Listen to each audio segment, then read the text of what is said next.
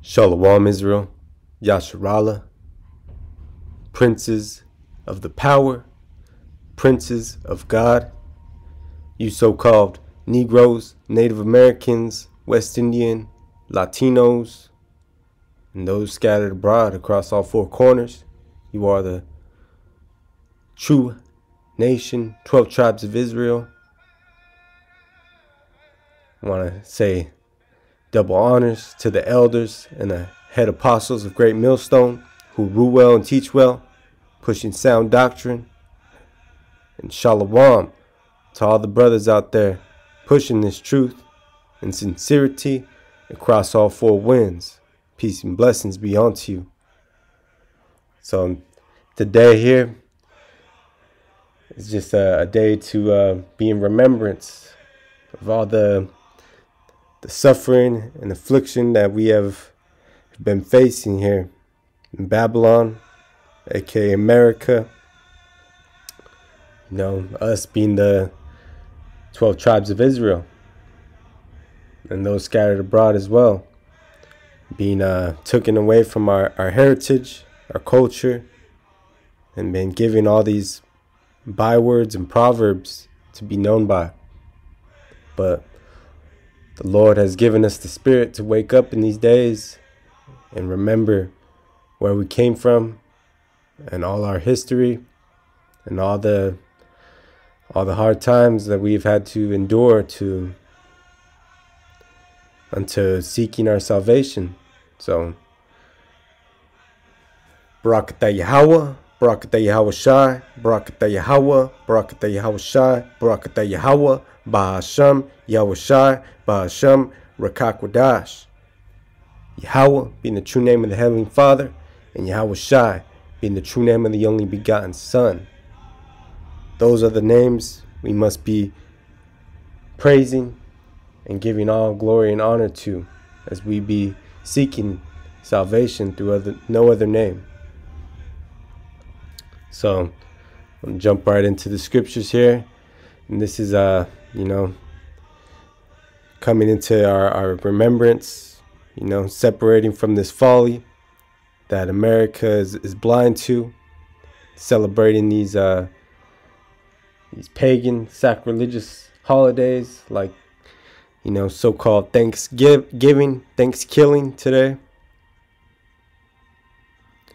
But we're blessed to be in this truth, in this knowledge, having the blinders off. The rest of Israel are left blinded, but the hopeful elect here, we're able to see things for what they really are through the spiritual lens that the Lord has given us as a gift, as a blessing. It's tough being around these wicked ass jakes out here, man. Don't want to see it, don't want to believe it, but we are blessed to be in this truth, so we must endure like a good soldier. So just want to jump into 2nd Ezra 13 and 40 here, and it reads, "Those are the 10 tribes which were carried away prisoners out of their own land in the time of Hoshea the king, whom Manasseh the king of Assyria led away captive, and he carried them over the waters, and so they came into another land." So this is talking about the captivity of the northern kingdom. That was, I believe, around 800 BC, if I'm not mistaken. But, we were part of that Assyrian captivity, the so-called 10 lost tribes of Israel, which are not lost, which just, we'll continue here with 2nd Ezra 13 and 41. But they, talking about the 10 tribes, northern kingdom, took this counsel against, and when I say that the 10 tribes, the northern kingdom, there was some, there was some members from all the 12 tribes, northern and southern kingdom. Just want to clarify that. But this reads, "But they took this counsel amongst themselves, that they would leave the multitude of the heathen and go forth into a further country where never mankind dwelt, that they might keep their statutes, which they never kept in their own land. No, because we are in captivity. All these people kept us from keeping those statutes. And says that they, meaning the majority of the northern kingdom, they left the multitude of the heathen, which were these other nations that had us in captivity, and they went forth into a further country where never mankind dwelt. So they went across the waters, here in the Americas, where never mankind dwelt.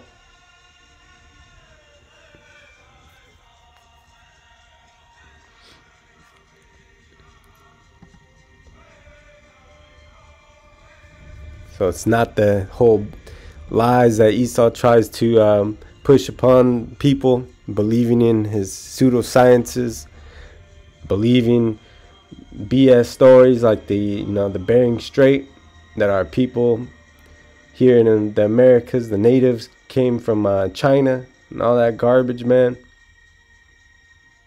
We know that's not true. We don't have any of their customs, their cultures.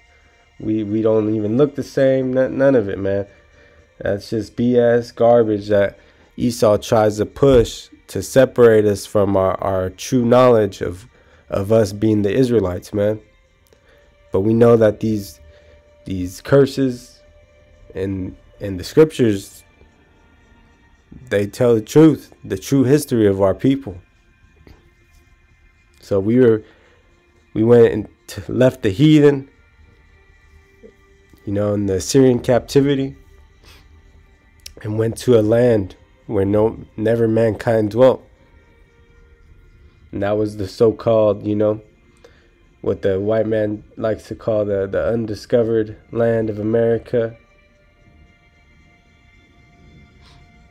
But really, it just means that was unadulterated at the time by Esau of Edom. Because our people came here a long time before that, where we were, living and flourishing here.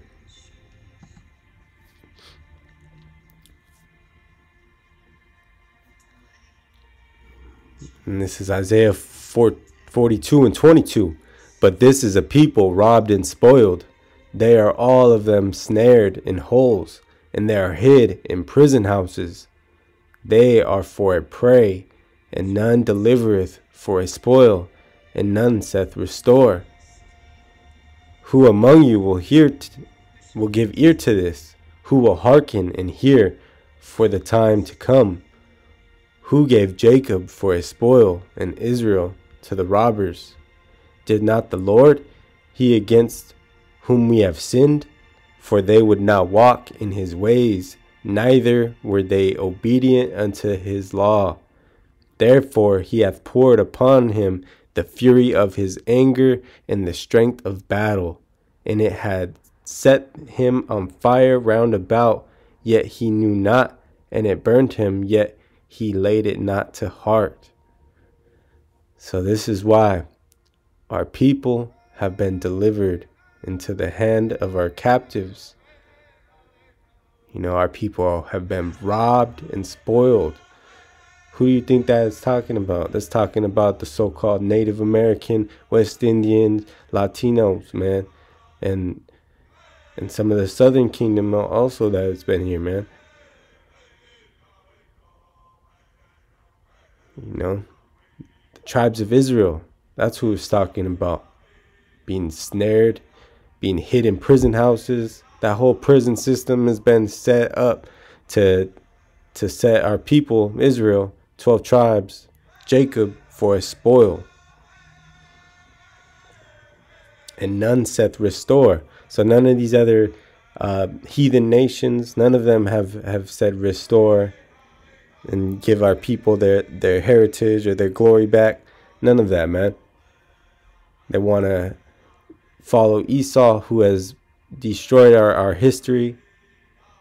You know, we can only go back a short amount of time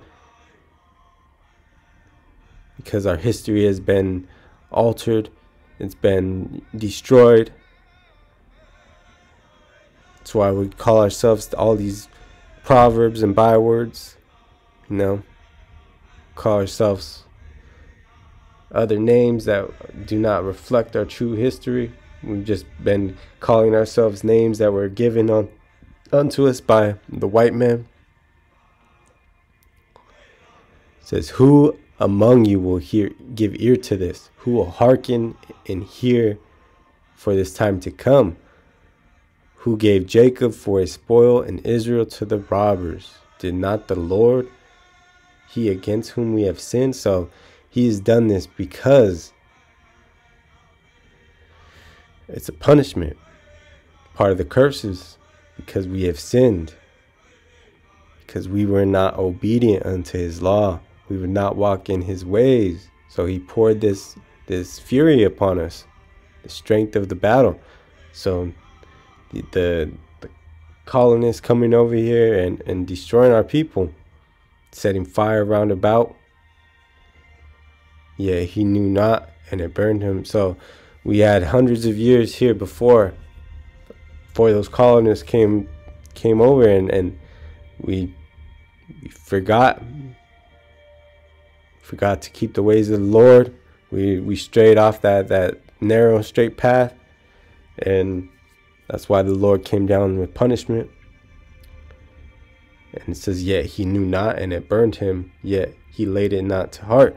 So many of Israel, many of the 12 tribes, many of our people, they still don't know why. They still don't see it. They still haven't laid it to heart that, hey, we messed up. We went off the path. We weren't keeping the ways of YAHAWAH BAHASHAM YAHWASHI, and that's why we were punished, and that's why we are in captivity. That's why these heathen nations rule over us. That's why Esau has had his his foot on our neck for this time.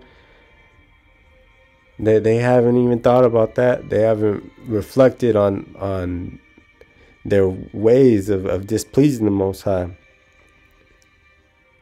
They haven't had remembrance of the glory of being an Israelite and our duty to serve the Most High and to keep his ways. You know, because the Lord has given us those laws, statutes, and commandments to separate us as holy people from amongst all the other nations on earth. You know, he's likened the other nations to spittle, to nothing. He's only given those laws, statutes, and commandments to us to keep as his peculiar treasure.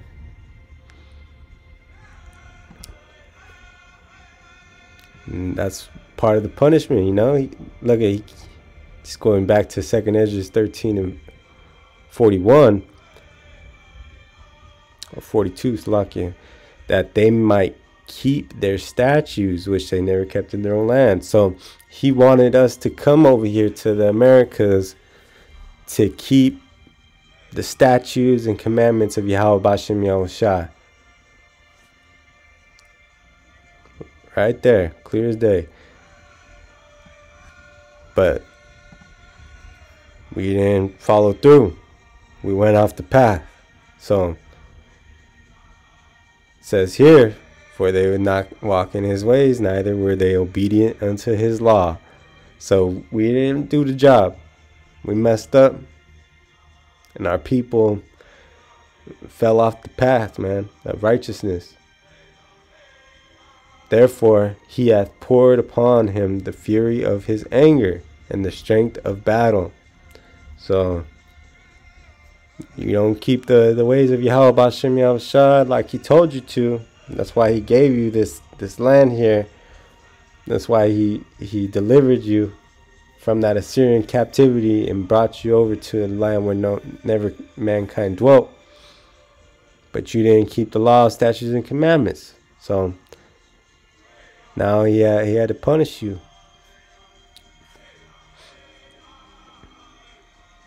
It says, Genesis 49:19, Gad, the Native Americans, it's the tribe of Gad, says, a troop shall overcome him, but he shall overcome at the last. So, Gad, Native Americans, it's part of my tribe, says a troop shall overcome him. So these colonists, so-called white man, European, came over and they overcame our people. They destroyed our people.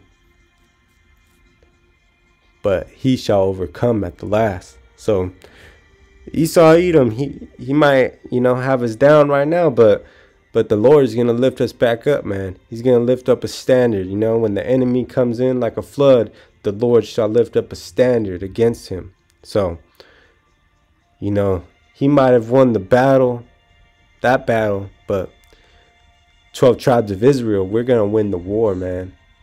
Because YAHAWASHI is behind us, and he has already declared it before it even happens, man. And that's why we got to come back into our heritage and read into this, man, and trust in the Lord and be obedient and fear displeasing the Lord, because the Lord is it's a fearful thing to fall into the hands of the Most High, man. So we got to come back into our heritage and to really hearken onto this, because we're seeking salvation from YAHAWASHI. We know what's coming, these prophecies that are happening, and we don't want to suffer from this, man. We want to, we know we must endure tribulation, but we want the Lord to provide for us, give us that divine intervention to not be, not be destroyed in the hands of our enemies, man.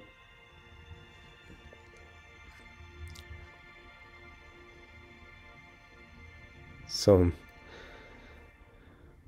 for all those out there still blind, man, out there celebrating these wicked days like Thanksgiving, Thanksgiving, and they're not realizing that they are just celebrating the captivity and the murder, mass genocide against our own people. And we can't, we've got to be proclaiming this truth. We've got to be out here letting people know the true history and what has happened to our people. They're out there and just wanting to be in a state of folly, being out there trying to make peace with everybody, and that's not what the Lord's about. He says, think that I came with peace? Nay, rather I come with division.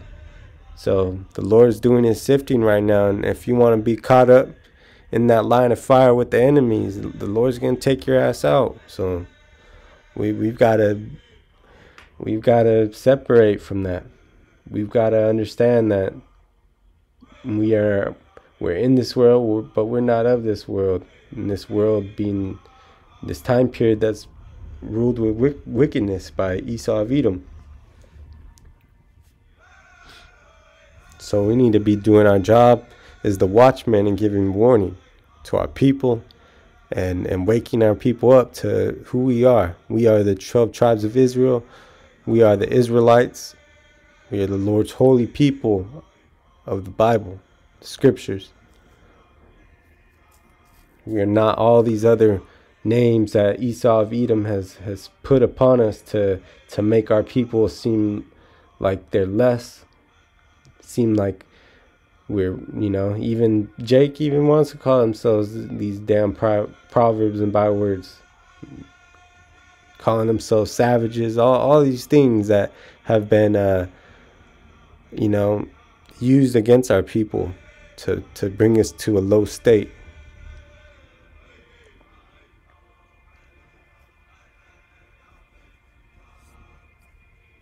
Using all these celebrities, using these people of influence, musicians, all of them to keep our people down low confusion out here, man. That's why this place is known as Babylon, spiritually Egypt, Sodom and Gomorrah.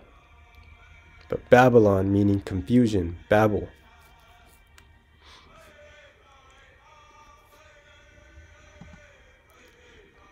It's a video here. You know, one of the stories you talked about was of the Native American being over 10 million at one point, now to less than 1 million. When the European invader came here in the late 1490s, there were 112 million of us in this Republic of the United States. It's not a country, it's a republic. And in less than 500 years, through genocidal practices, through the introduction of diseases that we had no immunity to, and other evil things that he brought with him, arrogance and greed, our numbers went from 112 million to less than 1 million by 1930. How do you kill off 111 million great people, loving people, people that are willing to share whatever they have, regardless of how small it is or how much they got, loving people? So I'll go back to that sign real quick. So the biggest genocide in human history didn't occur in Nazi Germany, but on American soil. 100 million Native Americans were slaughtered and lost their homeland. So, you know that Esau Edom loves to push that narrative, man, on you know, Nazi Germany, and teach that in all the history books and all that, you know, World War II.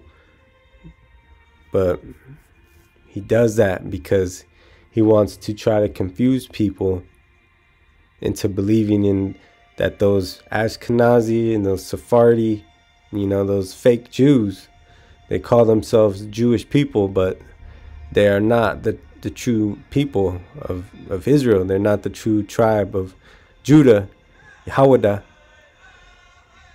They are imposters, man. And he does that to confuse our people and to make them not realize that we are the true Israelites, that we are the true 12 tribes, and so-called Judah, you know, or Judah, it's like it being known as the so-called Negro here in America and across the world, man. So they use that as a big distraction to keep our people from knowing the truth of our heritage and where we come from, and turning it into a so-called religion. But we know that all the curses and all the history of our people is true according to the Holy Scriptures, man, through the Spirit. So the biggest genocide has been upon Jake, man, has been upon the tribes of Israel, you know, forefather being Jacob. 100 million Native Americans slaughtered and lost their homeland. I believe, yeah, the brother said around 90%, man, of our people were the tribe of Gad, and some of the other native tribes were killed, man, in large numbers. They're almost wiped out, man. But the Lord has always left a remnant, man. He's punished us, but he has not utterly destroyed our people. Great people, loving people, people that are willing to share whatever they have, regardless of how small it is or how much they got. How do you do that? That's a genocide you don't hear in the history books. Absolutely, and another form of genocide that they practiced on us was paper genocide. There was a Dr. Arthur Plecker in Virginia.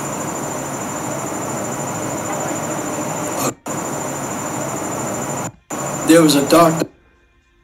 Paper genocide, or reclassifying Native Americans to either black, white, or mulatto was first practiced by government offices in the United States, later spreading to all of America. And they did this also in Mexico, you know, when the Spaniards came, colonized there. They were reclassifying our people, man. Even in Canada, I believe they did the same, man, where they were forcing, you know, dark-skinned Gadites to identify as black. The same with some of the, you know, the so-called Mexicans and people down in, you know, the Aztec land and stuff like that, man. They were forcing our people to reclassify. And a lot of our people were, you know, were raped, robbed, and pillaged, and you had a lot of this reclassifying of identities, man, coming from that.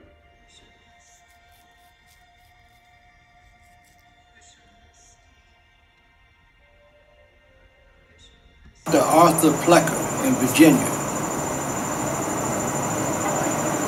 a cold-blooded racist, through taking a baby, an Indian baby, and instead of putting Indian or tribal name on that birth certificate, he would put mulatto or other. Yep. Yeah, and when these wicked slave owners, they raped a native woman or something like that, and they ended up having a child, you know, they would if that child was dark or native looking, they'd put that child as a slave. They wouldn't give them the privileges. They would disown them pretty much because they didn't look white. And if it was a native, you know, with a white woman, you know, they would kill that native man, you know, just like they have done for a very long time, up until, you know, recently they've stopped killing and locking our people up for that. So many people walking around, even today as we speak, 2017, don't know who they are. Because at birth, their identity was destroyed through Dr. Arthur Plecker, the father of eugenics, who became the director of vital statistics during this time for the state of Virginia. They do that to weaken our people, to weaken the nation of Israel, 12 tribes. Trying to weaken our knowledge of who we are and to weaken us from gaining our strength back. You know, we are the most powerful people among the world, man. The Lord has chosen us. We are the Lord's chosen. So they have weakened us through these eugenic programs, trying to weaken the bloodline, all those things, man.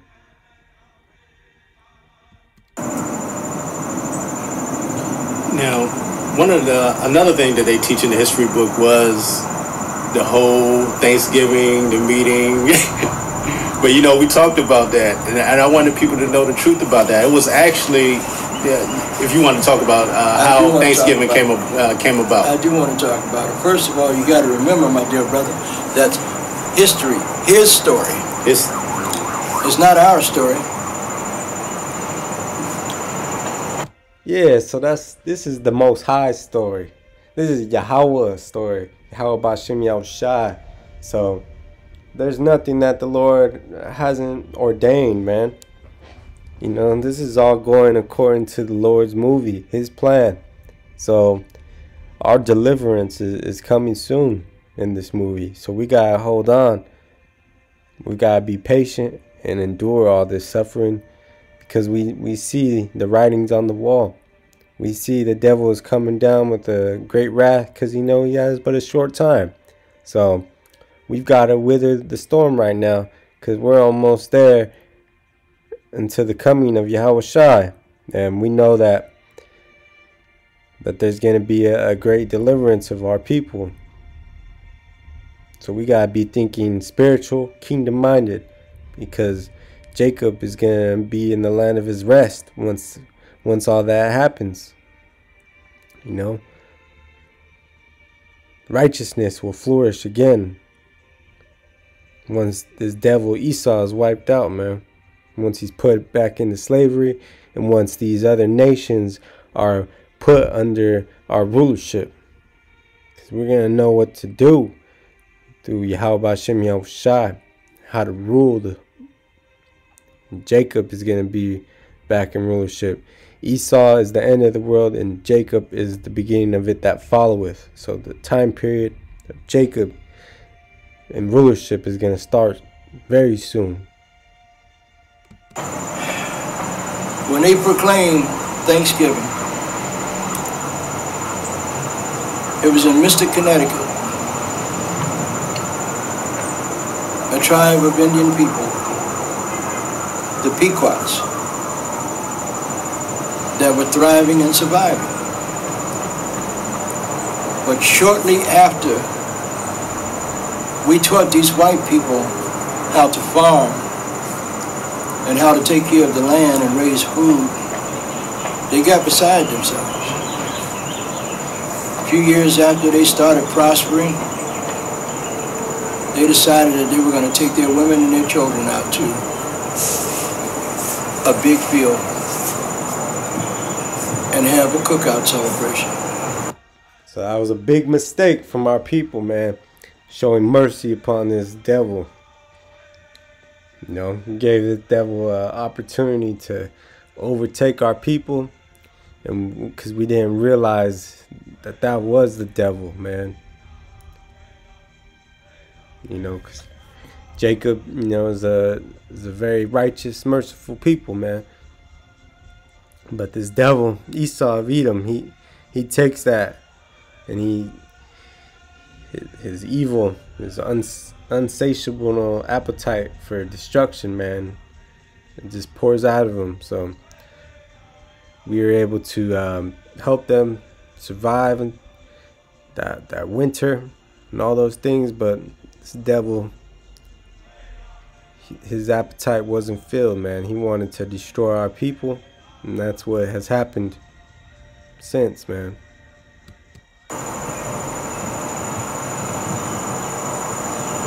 No Indians brought deer. There was never a Thanksgiving dinner with them, according to what they say. Not true. The celebration of Thanksgiving was the men walked off from their families and went further north into Mystic, Connecticut, and he murdered these Pequot Indian children, elders, women, and men. Got them in the... So as harsh as it sounds, you know, the same thing has to come back to Esau of Edom, man. And these other heathens that have done this to us, man. You know, you reap what you sow, according to the Lord. So the Lord's he's gonna make this happen. You know, this is all according to the Lord. What he says goes. So they're gonna get their recompense fall upon their own head, man. 7 times, 10 times, 100 times fold. So we can't wait for it to happen. As harsh as that may sound to some of those people out there that don't have a good understanding of this word, it has to happen. That they might try to say that, oh, these people didn't do it themselves, this or that, but we know through reincarnation that these are the same spirits, man. These are the same spirits that did these things throughout history. So the Lord's, he's not going to show his mercy upon Esau of Edom and these heathen and some of these wicked jakes, man. just thankfully, if you're a Jake, even if you are a 2/3, that you'll have a chance to be, you know, reborn in the kingdom. And you won't be able to go off then. But all this stuff has to happen, man. That somebody's got to pay the bill. This wickedness is going to be rewarded upon his own head. In blood. Enclosure of their habitat. They had built forts, per se, but that was only for the protection of their people. And they trapped them in where they couldn't get out, and they set it on fire, and they burned them to death. So Esau of Edom didn't have any mercy upon our people. He trapped them in there, set the fire around about. And that's what the Lord actually spoke of here in Isaiah 42 and 25. You know, the strength of the battle. That's being the strength of the battle right there. Is what he's talking about. And they had to set him on fire round about. And yet he knew it not, and it burned him. So these Edomites, man, they set the fire round about. They trapped our people in, and they destroyed them. There was no way to escape, man. And that was just the punishment of the Lord. He makes the left hand and the right hand. Anything that moves is through the Lord's doings, man. Then they came back. They were so thankful that they had killed these Indians. But that was the first Thanksgiving, not what you read about in their books. It wasn't until when President Lincoln decided, instead of having it every other day when they were going to different tribes, killing them, that he decided to make it once a year, a day of Thanksgiving once a year. True. But let me tell you about President Lincoln. That's why you can't trust any of these false, you know, public school systems, all these textbooks, all those pseudosciences that Esau tries to push, because he's just trying to make himself not seem like the devil he is. But we know that the wicked are being revealed, and too many people are seeing this devil for who he is, man. Then he's gonna be overtaken, and that's his fear, man. He wants to keep all our people in a state of a zombified state, man, to where they're just asleep. But we know that those that have been woken up through the Spirit, those that are being you know, studious, and those that are prudent, man, they see it, the evil, man. They foreseeth the evil, as the scriptures say. But the rest are the blind, are being led by the blind, and they're falling into this ditch. They're falling into the snares and traps of Esau of Edom, the white man. But you know, the elect will not be blinded. What does the scriptures say? That it's not possible for the elect to be blinded, man. Because Indians, the Dakota and Nakota Indians wouldn't give up. These are the people from Minnesota, North Dakota, South Dakota, up in that area, would not give up. They were fighting, and they captured in excess of 200 of them. And they wanted to hang them all. But Lincoln intervened because of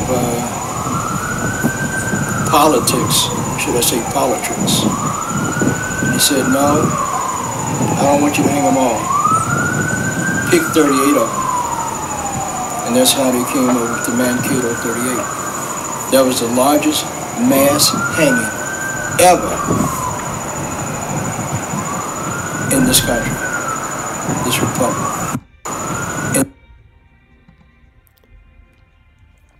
Lincoln ordered greatest mass hanging in America's history, execution of 38 Sioux Indians, Sioux Native American Gadites, was personally ordered by the great emancipator Abraham Lincoln. That freaking wicked ass Edomite.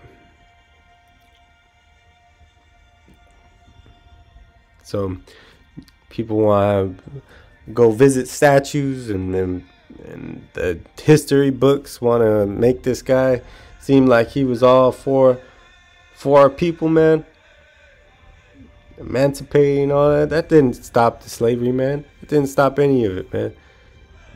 It didn't stop our people from getting killed out here in these streets by these damn Edomite cops. None of it, man. He's just another wicked ass Edomite. Salakia.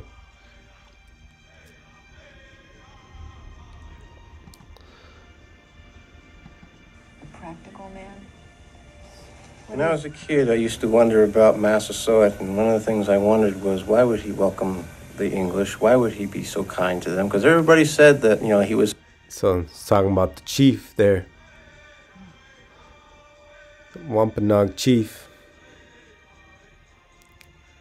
This guy, brother's gonna go ahead and speak about some of the time period there. Such a humanitarian that he felt sorry for the pilgrims, so they gave him corn and all this stuff. You know, that's a big self-serving American myth.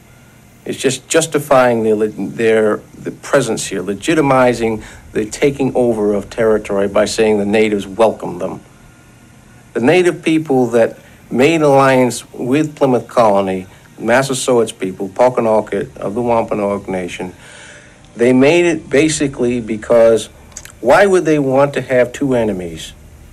The Narragansetts, whom they could probably consider to be their biggest threat, or these gnat-like English people that kept coming around the country, but they never seemed to stay before. Now all of a sudden they got a group of them that's building houses that have brought their families, women, first time English women have been in New England. Native logic would say, well, you don't bring your women where you're going to make war. So let's make peace with these people, use them as allies. They got their strange weapons. And if we make peace with them first before anybody else does, then we'll have them on our side and we won't have to face their guns. So that's how sloppy these Edomites were. They brought their women, children, because they were desperate, man. But, you know, through logic, you know, Jake being logical and merciful according to the Lord, man, they had the spirit still in them, to where they thought, hey, these Edomites that are coming over here, these Europeans, these colonists, that they brought their women and children, so they're not gonna try to come against us and make war with us. Because why would they do that? Because they'd get all their women and children killed, and that's not the ways of our people when it comes to battle and war. You know, that's for the men to take part of, you know, and they had to be a certain age, you know. To me, that's the logic of it. And Native people had not had colonization as part of their cultural experience. We did not go out trying to discover other lands and then take them over for our benefit. So the idea was not in our heads at that time. And I can't see that Massasoit or any of the native people in the 17th century would be able to conceive of thousands and thousands of people coming from across the sea to take over territory. It would not have been in their experience. There would not have been any elders to advise them that this had happened before, because it hadn't happened before. They expected people to be normal. And normal to us was entirely different from what normal was to English people. See, and that's part of our falling out of the heritage, man, to where we forgot the enemy, who he was, because it had been so long since we were back in the land of Israel, man, to where our people, Jake here, the Gadites, man, we trusted the enemy.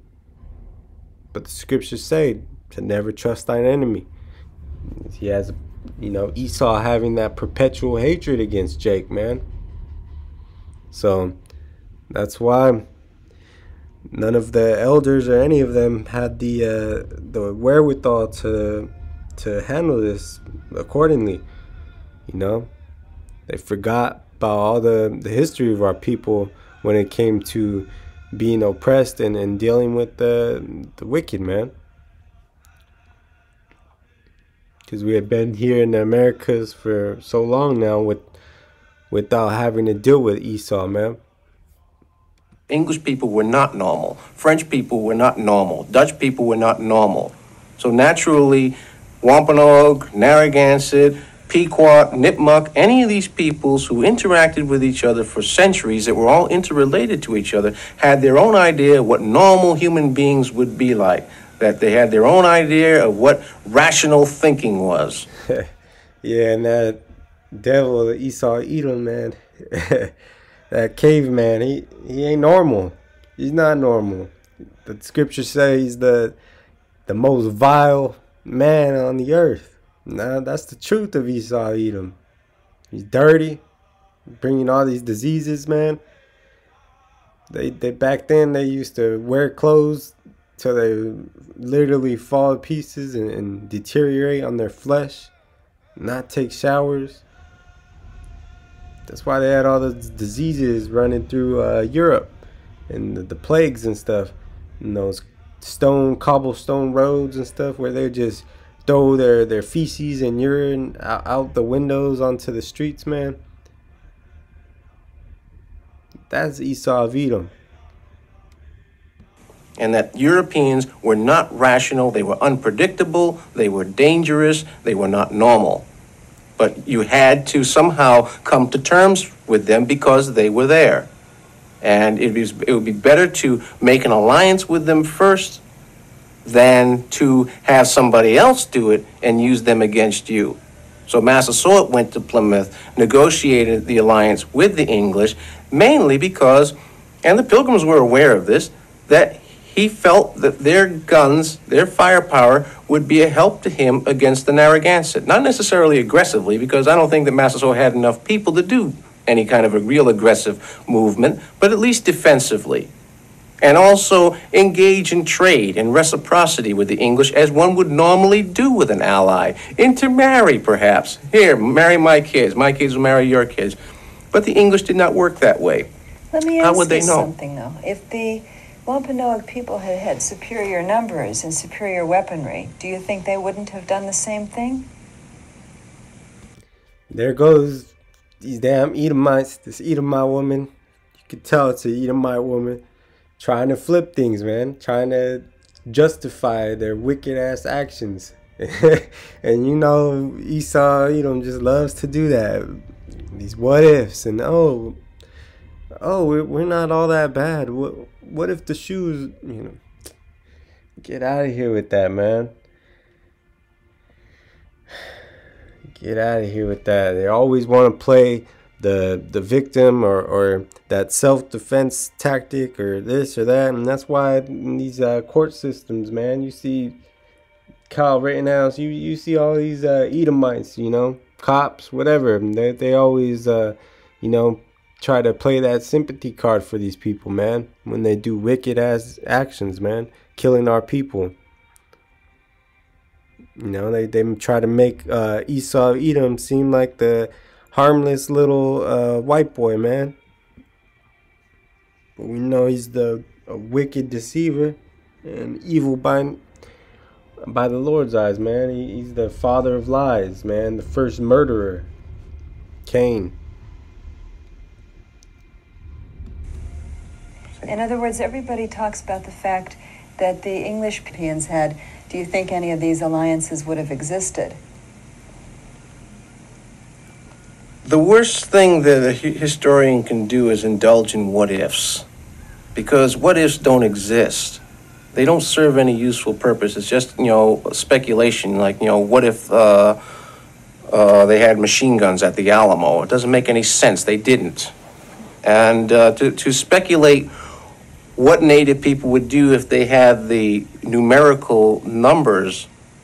Well, for one thing, Massasoit, when he met the Pilgrims in March of 1621, had with him a retinue of 60 armed men. In that colonial village, there was about 50 men, women, and children. The Paukanalka contingent outnumbered the whole colony. See, God could have just taken them out right then, man. And they probably should have if they knew what was going to happen if they didn't. You know, you got to cut off those unfruitful branches like the Lord said, you know. Otherwise, you know, you leave one plague of the body and it spreads, man. And if they had allies in other villages, they certainly could have mustered enough strength to wipe out Plymouth if they wanted to. And indeed, they would not have needed to. All they would have had to do is ignore them. And just prevent anybody from helping them out, and that would have destroyed them. Colonial attempts had happened before, and they had always failed. Plymouth Colony was only the first permanent English settlement in southern New England, or in New England. So I believe it was in the 1490s or around there, when some of the Spaniards, they tried, those Europeans, they came to the West Indies, and they tried to colonize there, and they, you know, and you know, the West Indian tribes, that they fought them, they battled, and a lot of these Spaniards, those Spaniards ended up dying because they couldn't survive. They didn't have any food, any water, clean water, any of that. And they ended up all just dying. So that's what he's referring to, these multiple attempts of colonization. Because Esau Edom, he had tried to do this before, but he was, you know, ill prepared, and he was still ill prepared when this happened. But, you know, just through the Lord's will, they were able to get lucky. The first permanent one. There had been many attempts before, as early as 1602, on Cuttyhunk Island, off of Cape Cod. But they never lasted, because they were very ill prepared. The Plymouth people were just simply lucky. They happened to stumble into the right place at the right time, and were able to, and they did not even orchestrate the scenario. The natives orchestrated the whole thing. It's just that they had no knowledge of European thought process to be able to predict what the Europeans were going to do next. Let me ask you something, because nobody knows. What was that way of life that they tried to impose on the people? Somebody said to me Christianity was the worst, you know, was probably the worst weapon they used against us. What would you say to that? Plantation Christianity. That's what their excuse of their wickedness and mass murder and genocide, rape, rob, and pillage. And we know that they have twisted the word, and they have no light in them, man. They are not the tribes of Israel. That the word is not for them, and therefore they just have twisted it and used it against us, and they have kept our people from knowing who we are.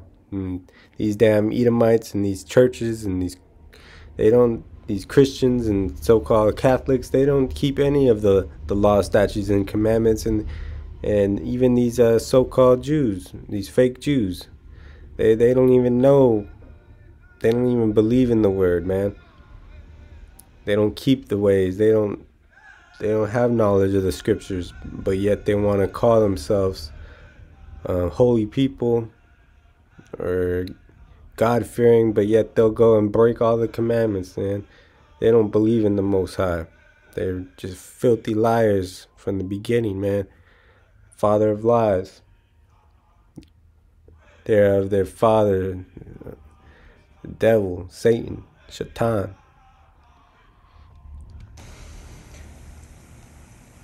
The colonists, when they came over, had to be secure. And part of their security was their own traditions of English common law. When they came over, and a Japanese scholar pointed this out recently, was that they did pretty much the same thing here as English people did in Japan when they colonized there, was make themselves immune to prosecution by the locals. that English law would prevail in territory ruled by the English or in situations involving Englishmen. So therefore, native custom prevailed in native-run territory as long as English people weren't involved in it. If an Englishman and a native got involved in a situation, it was resolved in colonial court according to English law. If it was two natives that got involved in a fracas in English jurisdiction, they were hauled into English court. If it was an Englishman and a native in a fracas in English-controlled territory, it was English court. So therefore, anything to do with the English, they considered to be their jurisdiction to control as far as law was concerned and administering punishment. No Englishman ever went to the natives to be punished for violating native custom. And native custom was a lot more tolerant of differences of people than English custom was. So they come into your house and they want to tell you that you gotta play by their rules if it's pertaining to them. So they'll come into your house and try to tell you what it is. Man, Esau is so confused, man. He's just got no moral compass, man. I want to try to come into somebody else's land and say that they are the law, that they're above the law of your land, they're above your traditions and all your things, that if it has to do with them, that you have to obey their law and their word is the law, man. That's Esau Vida, man, always twisting things for his benefit. You know, they say, oh yeah, you so-called Jakes, you can go ahead and kill each other off, whatever. But once it involves a Edomite, then we're gonna make it national news. We're gonna blow this thing up, whatever. And that's what he does to this day, man. You know, whether it comes to Edomite getting killed, man. You know, makes national stories, but if it's a Jake, you don't even hear about it. It's just another Jake, another dead Jake to them. Whether it's missing people, missing women. You got thousands of missing indigenous women, Native American women. You don't hear anything about it, but if it's one little white girl, like that Gabby, whatever her name is, her and her wicked boyfriend, you don't hear the end of it, man. It's everywhere. It's a national crisis. It's a national story, man. And that's just Esau Edom, man. He uses his system that he's created, man, to benefit him in every which way. So you see him controlling that, going into somebody else's land and trying to say that they are the law and that their laws, everybody has to pertain to their law if it involves them, as opposed to the actual laws of the land, which were governed by the people who are in control, whose land it is, man. That's why Jake, he's got to rise back up and know his enemy, man. In the early days of colonialism in America, the colonists lived in... Salakia for this little Edomite's voice, man. It's very annoying. But we're going to check the first minute and a half of this for edification purposes. In close proximity to many Indian tribes. The desire of the colonists to increase their territory and the desire of the Indians to keep theirs was always going to be in conflict. This impasse would lead to many wars between the two. And so this is the Pequots here,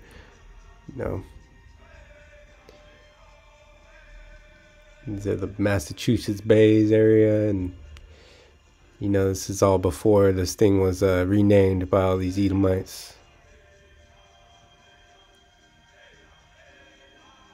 would end in total victory for the colonists.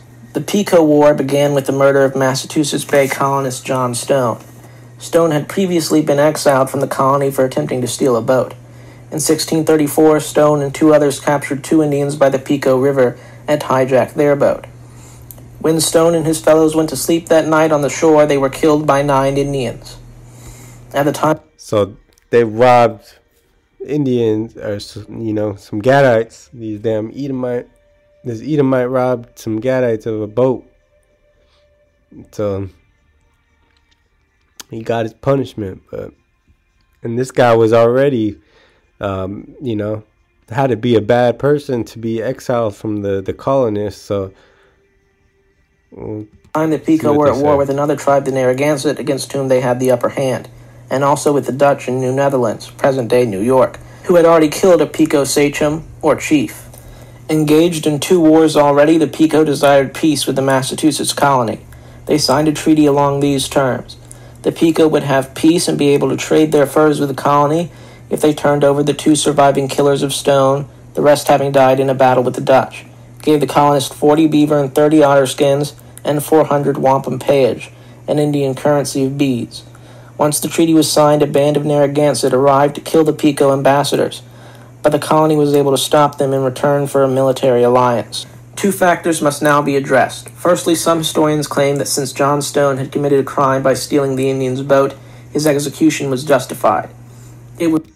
Which, through the laws and the rules of the land, which were Native American land, which were the Pequot, that if that's the punishment, then that's the punishment, man. But Esau of Edom don't like to think that way. And look at it, they even the images, man. They try to make these little Edomites seem all soft and innocent, man. These are fucking devils, man. These guys got guns, all that, man. But of course, they always try to make Esau Edom look innocent and everything, man. It was not. It was carried out extrajudiciously, saying that since John Stone had committed a crime by stealing the Indians' boat, his execution was justified. It was not. It was. He got what is coming to him. He got what he deserved, man. And the fact that this image here still, you know, reminds you of the Statue of Liberty, man. With these with this woman here, this woman worship, the balance up there, and that's there's no justice, man, in this judicial system which they try to preach, man, in this democracy, and there's no justice in that, man. No justice at all for our people. We know that. And what does the Lord say? A false balance is an abomination. It was carried out extrajudiciously, and it did not fit the crime. As such, it must be considered an act of murder. Secondly, see, so Esau trying to come over here and try to pretty much put himself in the rulership, man. Wicked ass Esau. So our people, we've got to stop putting trust in this place, Babylon, America, your civil rights, your declaration, you know, all these things, you know, that you think will protect you, because they're not for you and they won't protect you. And when Esau Edom wants to push the button on this medical martial law, man, all those things are going to be thrown out the window. Your constitution, all that stuff, man. It means nothing. Those things were never created to protect Jake. And that's what we need to realize. We can't try to hide behind those things, and we can't try to put ourselves in political positions or think that we're going to create better opportunities for ourselves through those things by voting and all these things. No, all those things are just lies, man. We know that politics are all paid and bought for, man. And once you have a Jake go in there trying to even think, you know, going in there with some type of innocent, what is the word I'm looking for? A very naive perspective on things. You know, they don't last. They're either corrupted or they're thrown out, man. They get chewed up and spit out, because those things are not for our people. You know, we're not meant to have somebody outside of the tribes governing over us. You know, we got to be governed through within the 12 tribes of Israel, and with righteous understanding, man. And that's what's coming when YAHAWASHI returns and the elect establish the new world to come, man. The kingdom here on earth, it's going to be ruled with a governing body through the elect under Yahweh BAHASHAM YAHAWASHI with righteousness. It's going to be kings, judges, and priests, just like the Most High he had intended for our people, man. So this is what people are celebrating here. Massacre through my grandmother. So this is the true day that you Americans call Thanksgiving, man. Thanksgiving, it really is. Massacre at Mystic River in Connecticut, May 26th, 1637. So you going out there with your folly, you know, trying to watch your American games, your football, and have your turkey and your ham, your swine, which that's an abomination in itself. You're out there in just complete folliness, giving thanks and being a good old boy, a proud American, you know, celebrating your captivity, worshiping your captor. You don't realize that you're celebrating the mass genocide of your own people, Jake. And here's the history of it, man. She always talked about it as if it happened yesterday. When you think about the history of the United States, there are a few key dates that really made a difference, where the way events were before really shifted, and one of those dates was in 1637. The English and their Indian allies attacked a fort at Mystic, Connecticut. The massacre at Mystic Fort did change relationships between the colonists and the Indians forever. It set the form for the taking of Indian land, and the process is repeated across the country. The massacre at Mystic was the first time English people engaged in the wholesale slaughter of Native Americans, but it certainly would not be the last. May 26, 1637 was a day that changed everything in the land that would become America.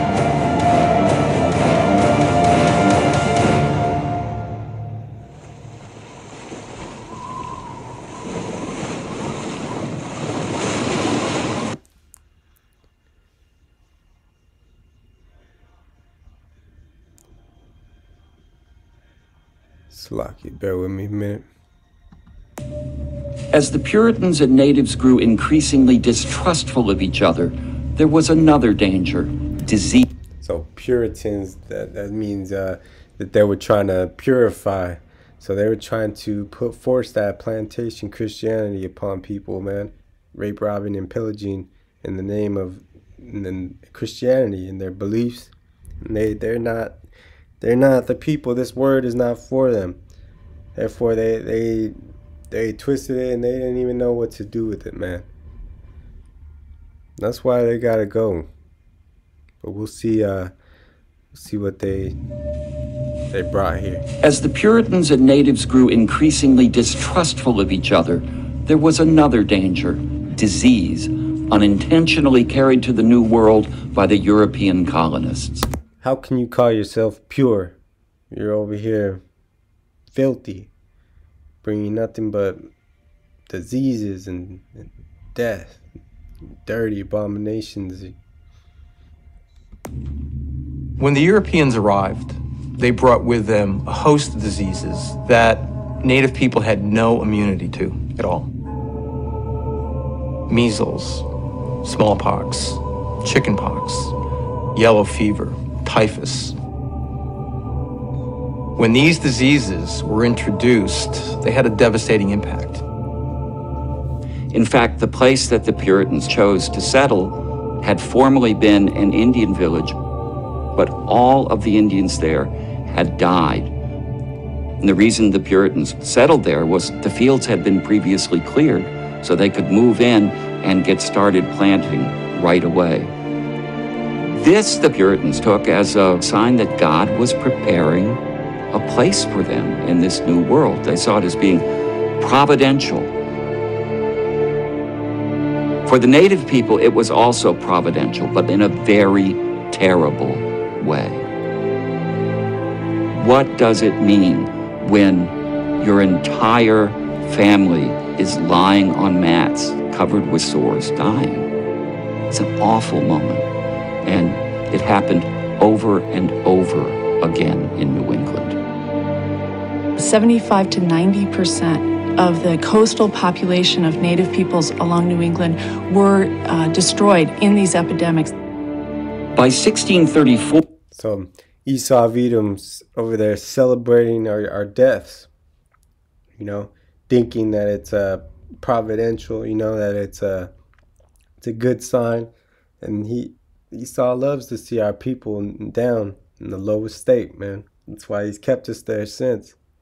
That's why he loves seeing our people kill each other off. And that's why they pump those drugs, guns, and the jail system upon our community, man. It's clear to see. The Pequot population went from an estimated 13,000 to fewer than 4,000. Nevertheless, compared to tribes that had lost 90% or even 100% of their members, the Pequots and their rivals, the Narragansetts and Mohegans, were less affected by disease. Because the Pequots and the Narragansetts were less heavily affected, they were additionally powerful. The most important effects in the short term for the Pequots and the Narragansetts was the instability in tribal relations that it created. The epidemics along the south shore of New England shuffled the deck, and they opened the possibilities of power grabs up to anybody who was skillful enough to play. That's how they use conquer and divide against our people, against the 12 tribes, man. Jake's always fighting internally and killing each other off and doing the bidding, doing the work. They're influenced through Esau to do these things, man. And Esau takes advantage and tries to, you know, offer our people certain things to go against our own people, our own kind. And they've done that through, the Spaniards did that with the Aztecs and the Mayans. And they've done that with Gad, too, to where they you know, they'll try to pin us against each other. You know, try to tell us that we, you know, that it will benefit ourselves. And that's what they've done with our women. That's what they've done with our children, everything, man. To have us stray away from our cultures and try to weaken our nation, man.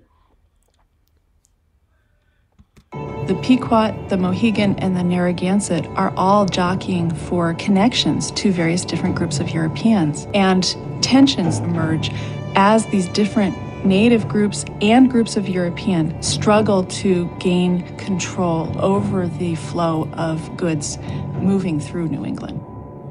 As the native populations weakened through disease and intertribal conflicts, the English began to feel that the New World was a place that they might not need to share. Yep. So you get the conflict internally within, you know, Gad, and even with the Aztecs, you know, and they used Aztecs to fight against the Aztecs when they took over Tenochtitlan, you know, because they couldn't defeat the Aztecs without the help of the other tribes that they used to pin against their own. You know, that they used that internal conflict and those those opportunities to benefit their own gain. Esau of Edom used them to as pawns to benefit his own wicked, prospects, the things that he wanted to do, his own power. And that's what you see here. He's using that power to use each other to have us kill each other off for him. And that's what he does to this day with the gang cultures, with weapons, all that, man. With the music, everything. Tries to have us kill each other off for him so he can continue to gain power, gain rulership.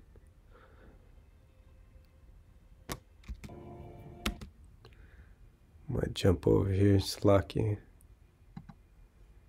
The leader of the Narragansett forces had told them that he would like for them to spare the women and children as Indian people usually did in their warfare. The English obviously agreed to this, or they wouldn't have gotten the participation of the Narragansetts Mohegans. See? So Esau of Edom lied to those tribes that were going to help him. And they were going to spare the women and children because they have a certain code of ethics, when it came to war. And Esau of Edom, he lied straight to their face, man, just for his own benefit because he wanted to use them up. He didn't even care about them.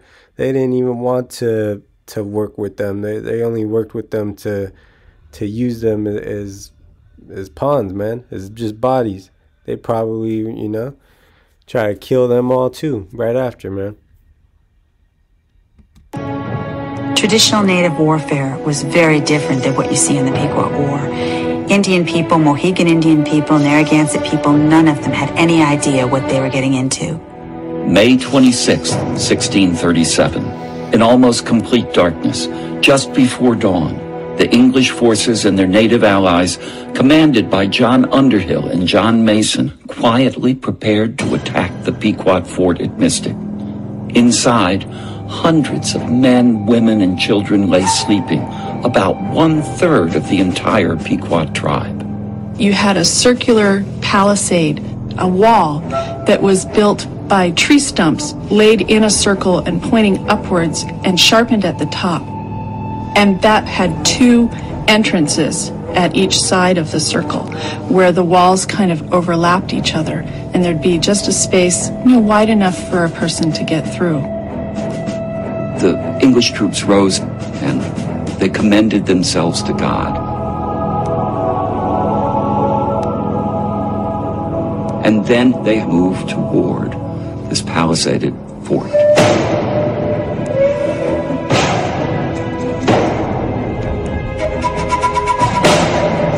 What they counted on more than anything was the element of surprise. If they could get in without being detected, they could achieve their goal of killing the inhabitants and taking away whatever spoils there were for themselves. And that's how weak Esau is, man. He'll try to shoot you in the back, stab you in the back. He wants to surprise you, man. He doesn't want to fight you face to face because he knows he can't win. He's a coward. And that's why they come up with their sneak attacks, man.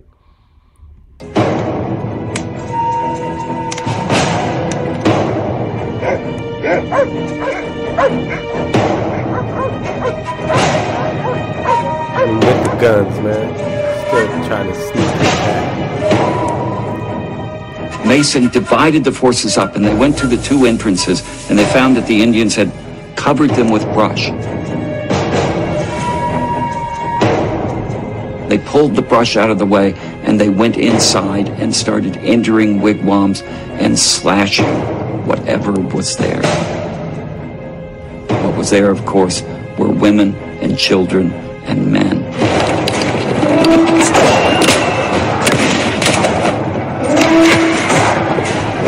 They met with very stiff resistance from the Pequot warriors. Yeah. Because Gad is a great warrior, man. So they could take out many men. They could take out hundreds of men. Just a single man. So they had to come with that element of surprise, and they had to come with their guns and their fire, all these weapons, man, because they couldn't take Gad without it.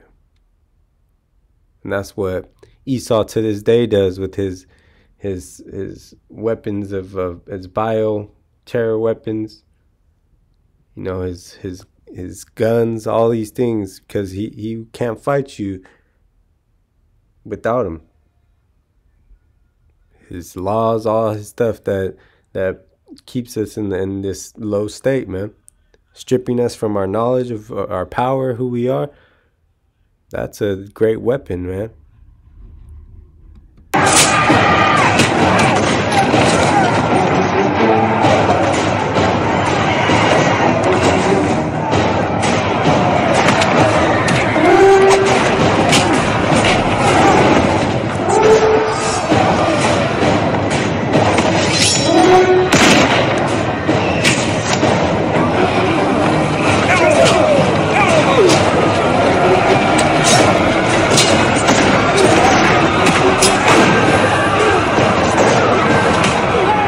John Mason felt that the resistance was too fierce.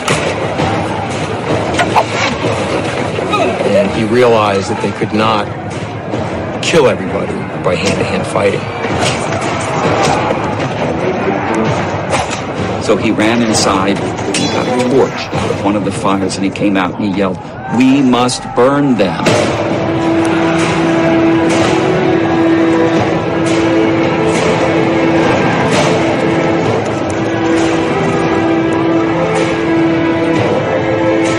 The English intent was not originally to burn the fort because they wanted to save the plunder.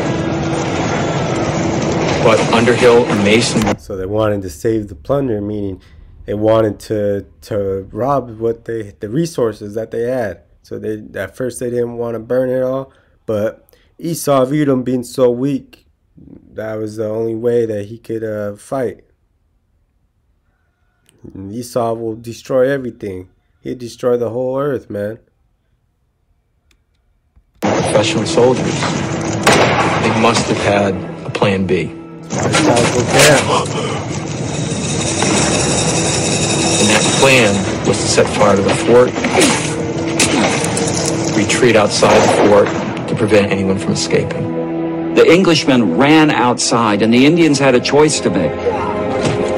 Stay and die a death under fire, or try to get out.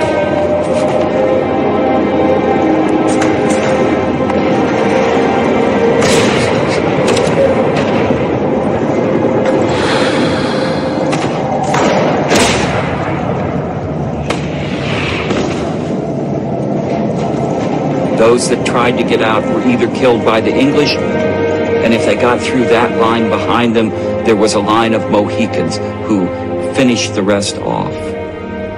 It was horrible. The English themselves described this battle in very frightening terms. The destruction, the burning, the killing. There were so many people lying on the ground, Pequot men, women, and children, that the English couldn't even walk without stepping on bodies. This is what you Jakes here in America want to celebrate, man? You want to go out there celebrating these pagan American customs that just worship Esau of Edom and the destruction of our people, whether it be Thanksgiving, you know, Christmas, all these things, man, just pagan wickedness. You've got to wake up and realize that our people have been oppressed and murdered, and we suffer, man. We suffer this captivity, and we are living a slow death here in Babylon, man. Whether it be the foods and the devaluation of our morals and the customs and the commandments of the Most High, all those things, you know, that the churches teach you that you don't have to keep the commandments of the Most High, all those things to destroy our people. That's why we're so disease ridden and you know, all these things, you know, because of Esau of Edom. But yet Jake will go out there and celebrate these kind of holidays and these sacrilegious, you know, offerings. It's complete wickedness, and we gotta wake up to this truth before it's you know, it's too late for a lot of these Jakes already, man. They don't want to hear it. But the elect, you know, may they continue pushing this truth out, man. The scene was so shocking that even some of the English began to ask if, as Christians, they ought to show some mercy. But Captain Underhill pointed... They aren't Christian. They aren't anything but spittle, according to the Lord. You know, Hamashiach, which you would call Christ, you know, it means anointed. And only the 12 tribes of Israel are anointed, man. And they're suffering this affliction right now until the return of our salvation, our Savior, our Deliverer, YAHAWASHI returns, man. Pointed to the Old Testament and said that God wanted those who were sinners, heathen, to suffer, he said, the terriblest... Esau, you're the heathen, man. You're the heathen. These other nations, they're the heathen. Death that may be, and that the innocent needed to suffer along with the guilty. And smoke.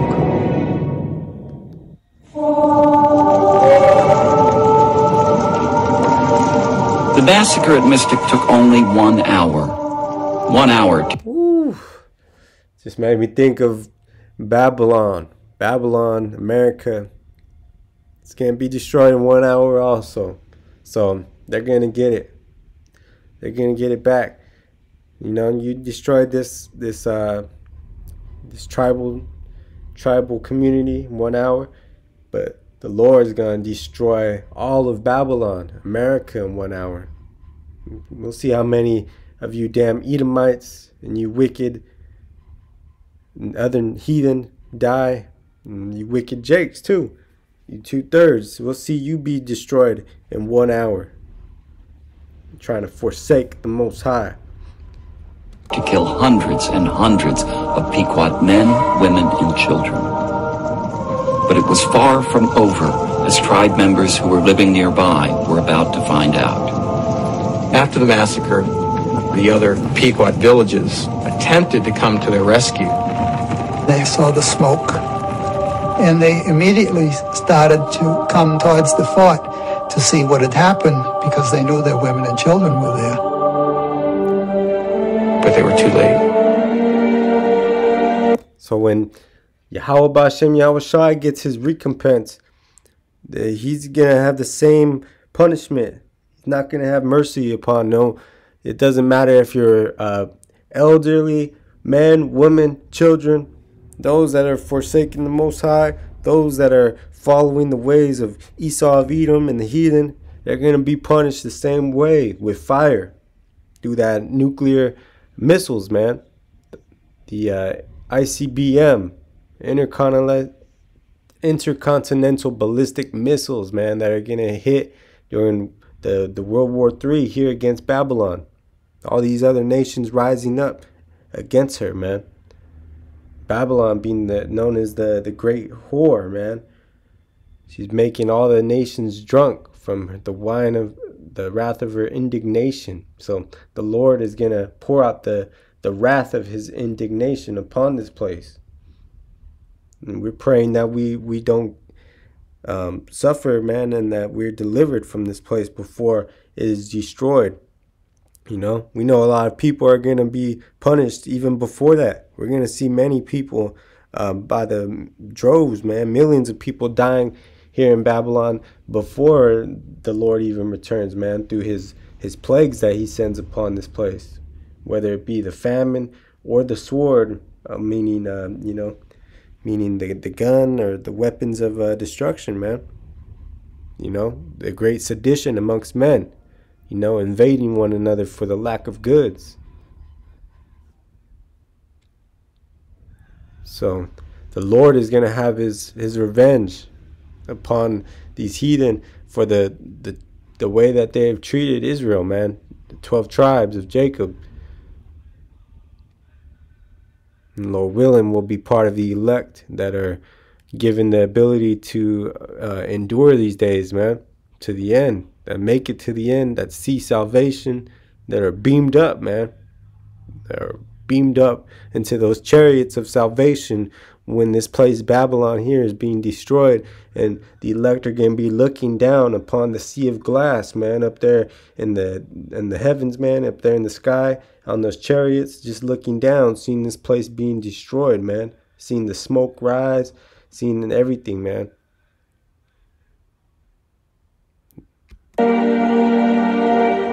It was overwhelming for them. You have to understand that this is a moment for the native people that was beyond their comprehension.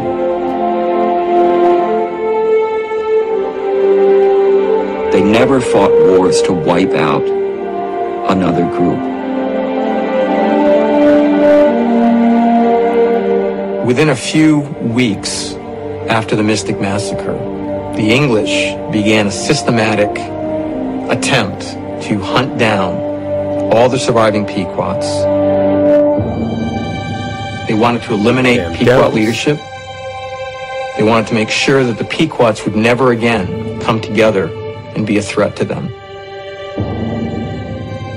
John Mason summed up the aftermath of the Mystic Massacre in this way. Thus did the Lord scatter his enemies with his strong arm. The Pequots now became a prey to all Indians. Happy were they that could bring in their heads to the English, of which there came almost daily to Windsor or Hartford. Those devils are gonna pay, man. You see that dude's last name was Mason, you know. We know this place, Egypt here, this Babylon was built up by the Freemasons. So they even try to give that name some type of, you know, they have pride in that name, man. But their asses are going to be destroyed, and they're going to go into slavery for 1,000 years for their atrocities against the 12 tribes of Israel. But we must understand that these are part of the curses upon our people from Deuteronomy 28, chapter 28. And none of these curses pertain to any other people except the 12 tribes of Israel. And that's why we must wake up, Jake, because Jake has a hard time coming to understanding that we are the so-called, you know, so-called Negroes, Native Americans, West Indians, Latinos, and those that bear witness through the Spirit across all four corners of the world, the earth here. You know, we are the 12 tribes of Israel, those scattered abroad as well. And this is Deuteronomy chapter 28, verse 32. Thy sons and thy daughters shall be given unto another people, and thine eyes shall look and fail with longing for them all the day long, and there shall be no might in thine hand. So we don't have power to overcome our enemy right now. Our sons and daughters, they're given unto this false teachings and these ways of the heathen, man. Here in Babylon, they're being taught nothing but wickedness and being pulled away from the truth in our culture. And even then, that they were, you know, sent to boarding schools and all sorts of wicked doings from Esau of Edom. And thine eyes shall look and fail with longing for them all the day long. So our people in boarding schools, slavery, all these things, you know, we have looked and failed with longing for them all the day long without any power in our hands, man. In desolation, it says, the fruit of thy land and all thy labors shall a nation which thou knowest not eat up, and thou shalt only be oppressed and crushed always. So the fruit of thy land, all the crops, all the ways that we would take care of the land and all our works, shall a nation which thou knowest not eat up. So we didn't know these damn Edomites, these heathen that came back, you know. It had been so long that we lost our knowledge of the enemy. and they came and ate up our works, man, and we still labor for crumbs here in Babylon to this day, man. We still do all the work, and Esau, he's at the top of that food chain where he reaps all the riches, man, and all the benefits. He's built this thing off of slavery, off of our backs, man, and we are oppressed and crushed always. It says, so that thou shalt be mad for the sight of thine eyes, which thou shalt see. So that's why we are mad, because we're able to see this thing for what it is, man. What does the scripture say? Oppression, surely oppression maketh the wise man mad. So, of course, we're supposed to be vexed here, man. We're supposed to be mad with what we see, because wickedness is at an all-time high, and it has reached the heavens. That's why the Lord is going to have to come down with great wrath.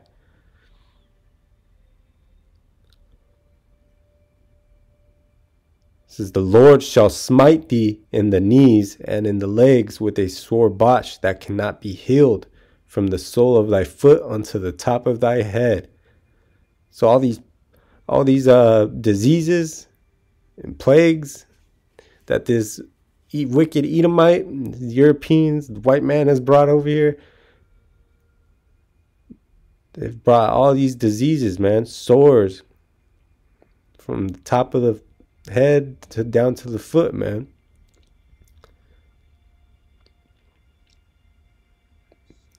Esau's defiled all the bread, everything.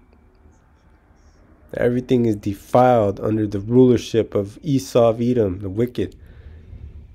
That's why we're all dying from this food, these chemicals and everything. Even it's taking over the whole medical field, pumping us full of these drugs, man. Lifelong drugs. You gotta take a pill for this, pill for that. That's part of the curses. We'll continue here. The Lord shall bring thee and thy king, which thou shalt set over thee, unto a nation which neither thou nor thy fathers have known, and there shalt thou serve other gods, woods and stone. So it's talking about serving these other gods which we have not worshipped, which we have not known, because we only were worshiping Yahawah BAHASHAM YAHAWASHI. But now we're over there serving other gods, man. Serving wood, worshiping JC, all these things, worshiping stone, and that's part of the curses of our people. That's why the Lord has put this upon us as a punishment. And we're seeing Esau of Edom set over us. He's ruling over us. This earth right now, it's been given into the hands of the wicked. But we know we gotta wait. We gotta be patient. We gotta try to endure to see that come to an end, man. To see righteousness rule over the earth again.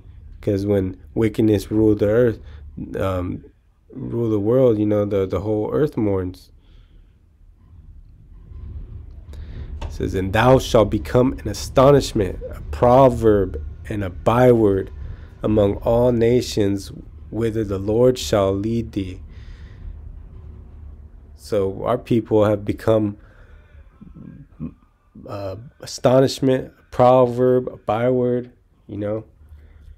All the other nations, our reputation is slandered, our name, we're only recognized for certain attributes. They want to call us all these other things and recognize us as the Israelites, as the true 12 tribes of Israel. And that's part of the curse upon our people, and that's part of Esau's plan to keep us from power. We're only recognized for the attributes, the things we're good at, the things that we can do. But we have,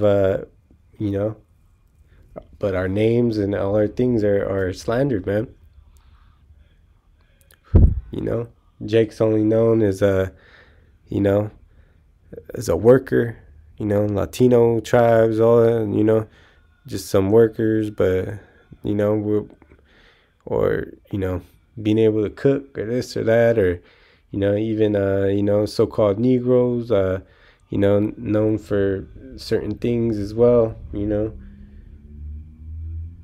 You know, we're always known for our attributes, you know, whether we be, you know, we're the salt of the earth, so our culture, you know, our swagger, our things like that, or, you know, our people are being, but we're always, you know, kept at a low state and looked at as a negative upon all these heathen nations, man. All the other nations look down upon Jake. All the 12 tribes of Israel, they think we're all gangbangers, and they want to think that we're all from the hood, and that we're, you know, all these things, man. They don't trust us. You know, they pin our women against us. All these things, man.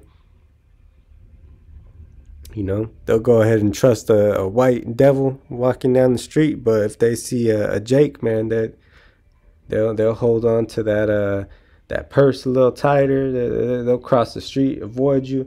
They won't want to look at you in the eyes, or they won't want to say hello to you. All those things, because we have been given a byword, man, and they want to just lock us up, man, and have us kill each other off. Says, yeah, jump down here, Salakia. I want to talk about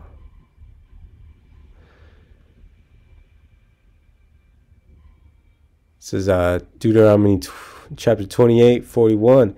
Thou shalt beget sons and daughters, but thou shalt not enjoy them, for they shall go into captivity. So our people just given into captivity, whether it be the workforce, man, just slaving away for Esau of Edom, or even through the slavery, man. The stranger that is within thee shall get up above thee very high, and thou shalt become down very low. Our people are still there, man, suffering very low.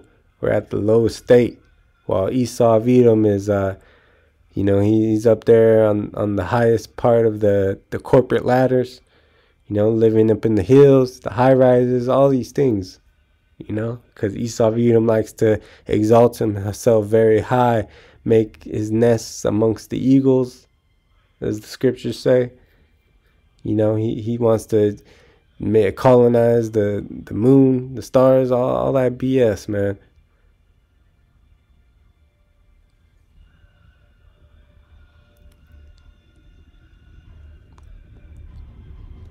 But here's why. It says, moreover, all these curses shall come upon thee, and shall pursue thee, and overtake thee, till thou be destroyed, because thou hearkenest not unto the voice of the Lord, YAHAWASHI, thy power, to keep his commandments and his statutes, which he commanded thee.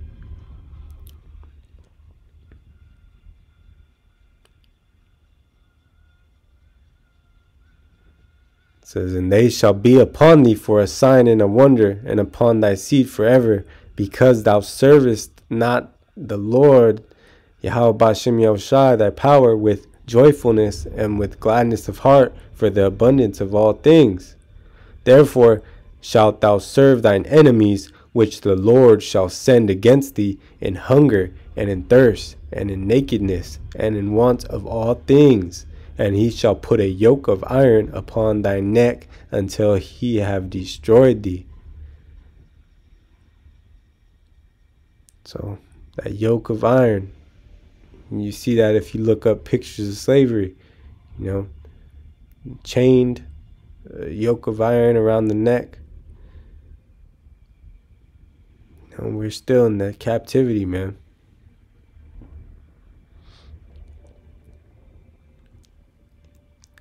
The Lord shall bring a nation against thee from far, from the end of the earth, as swift as the eagle flieth, a nation whose tongue thou shalt not understand.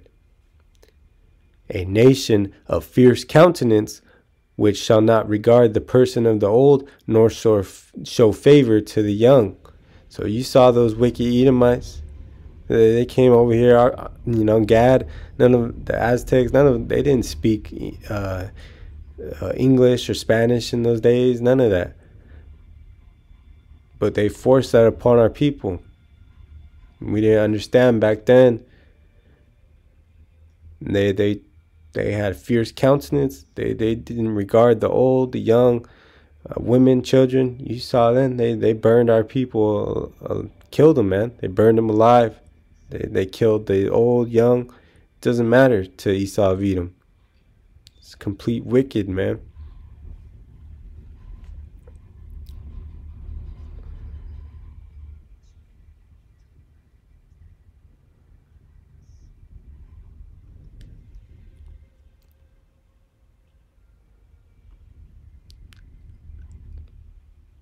It says, if thou wilt not observe to do all the words of this law that are written in this book, which means the law, statutes, and commandments of the Holy Scriptures, that thou mayest fear this glorious and fearful name, the Lord Yahweh BAHASHAM YAHAWASHI, thy power, then the Lord will make thy plagues wonderful, and the plagues of thy seed, even great plagues of long continuance, and sore sickness, and of long continuance. So yeah, our people are just full of sickness. They want to eat all the swine and go ahead and eat shrimp, crab, lobster, all these things, and just continue breaking the laws of the Most High. And they're suffering these plagues, these sicknesses, all these curses, man.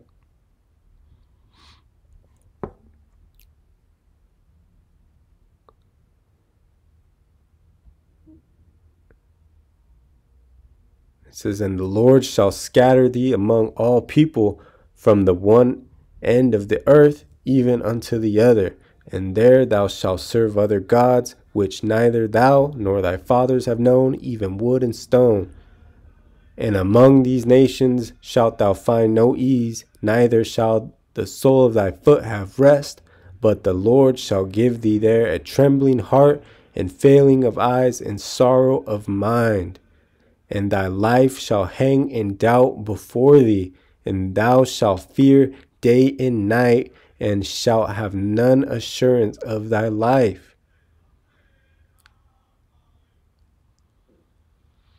That's our people, man. We live in check by check, day by day. We are always worried of how we're going to survive each day, man. Not knowing what's going to happen to us, always expecting the next bad thing to happen. Always living in fear, A lot of our people are, undocumented. A lot of our people, all those things that are, trying to, survive Esau's BS system, man, his captivity. This is our land, but yet we have to follow Esau's ways of his system that he's put in place that is unrighteous, and it's the imbalance of scales, man. There's no justice here. So we're constantly living in fear when we get pulled over, with when our boss calls us in to meet this or that. You're always your teacher, all of that thing. You think that you're in trouble, man, if you're Jake. You gotta be worried about getting deported. You gotta worry about all these things. You gotta live under the radar. You gotta stay hidden, man. And that's the state that we've been in. We're constantly vexed here in Babylon.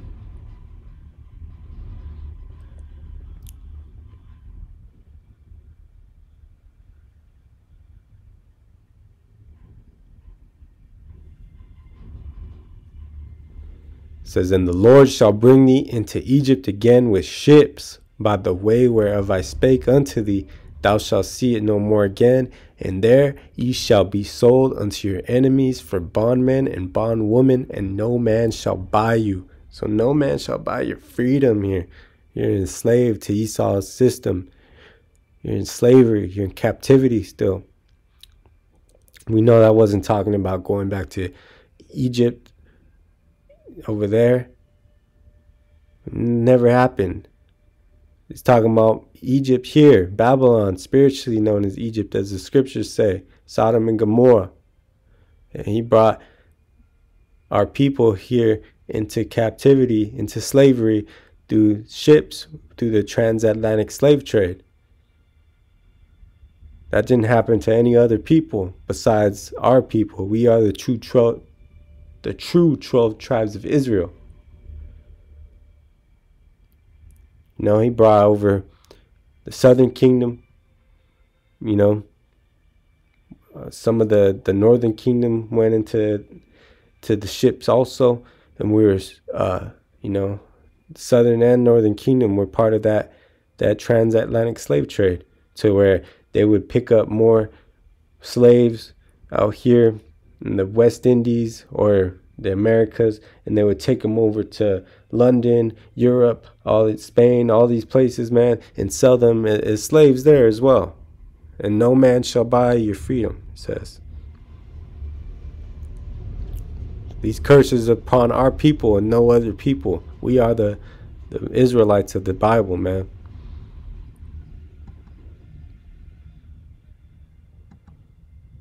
So it says here, never trust thine enemy, for like as iron rusteth, so is his wickedness.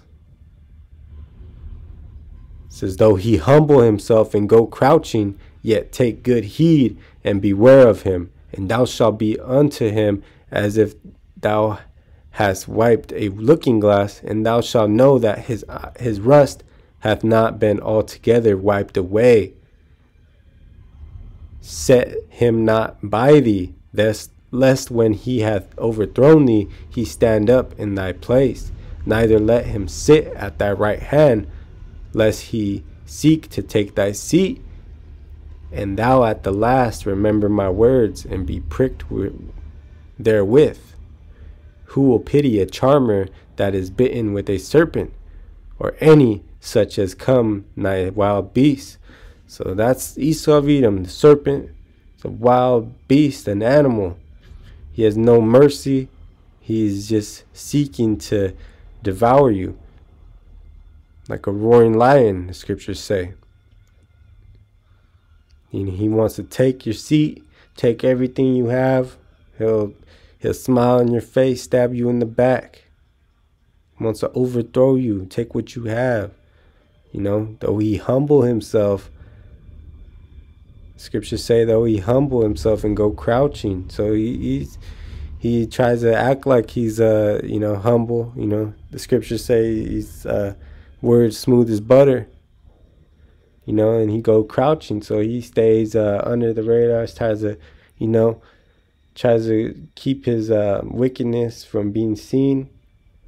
But we take good heed and beware of him, because his hate for us, his wickedness has not been wiped away. So set him not beside thee, lest he'll overthrow thee. He'll overthrow you, man.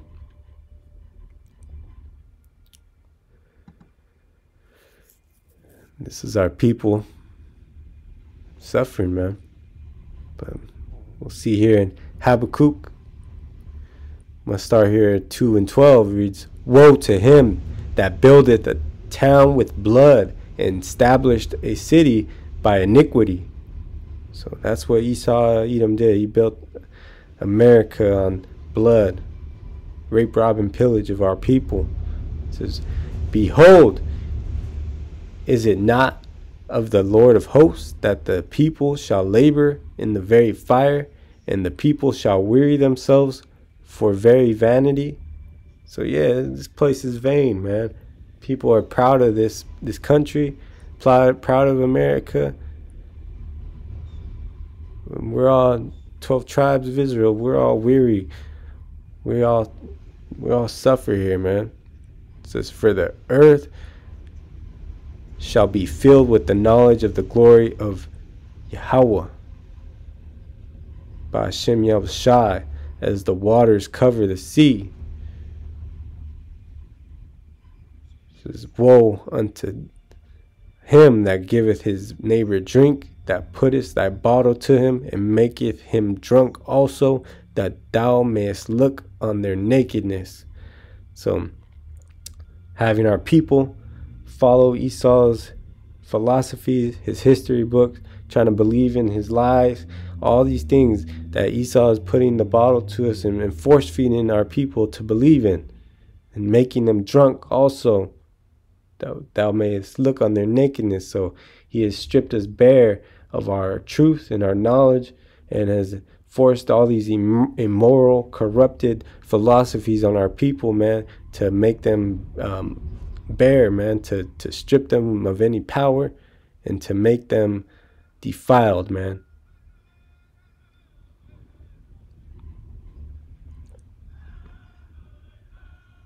It says, thou art filled with the shame for glory. Drink thou also, and let thy foreskin be uncovered. The cup of the Lord's right hand shall be turned unto thee, and shameful spewing shall be on thy glory. So the Lord is going to uncover this wickedness, man. He's going to reveal the wicked. And it's going to be shame. All your glory is going to be brought to shame.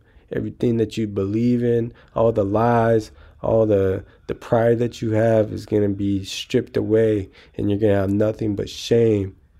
So it says, let that foreskin be uncovered. So, yeah, foreskin being, dead skin already. It's dead skin. That's why the Lord, he told Abraham and our forefathers to cut that away. The foreskin of thy heart, because it's dead, man. So you're in a dead state here, believing in Babylon, believing this American dream, all these things, man, believing wickedness of Esau of Edom. But the Lord's uncovering all that. And the cup of the Lord's indignation in his right hand shall be turned unto thee, and shameful spewing shall be on thy glory. So he's going to cover you with shame, man.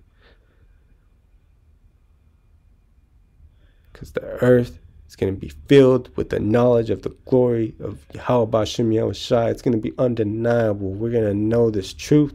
It's going to be declared.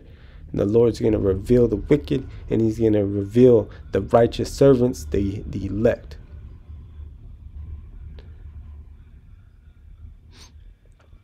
It says, for the violence of Lebanon shall cover thee, and the spoil of beasts which made them afraid because of men's blood, and for the violence of the land, of the city, and of all that dwell therein.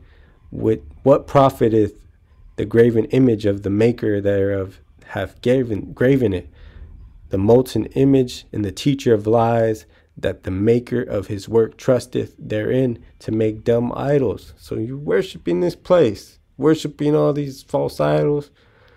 It's not going to be profitable and we know the maker thereof, who's graven these things, who has taught these lies, who has kept our people manipulated and brainwashed them, is Esau of Edom, the teacher of lies.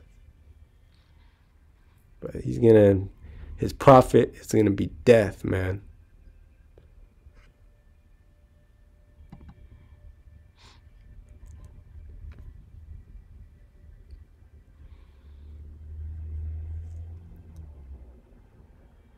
I'm gonna jump down to Obadiah 1:8.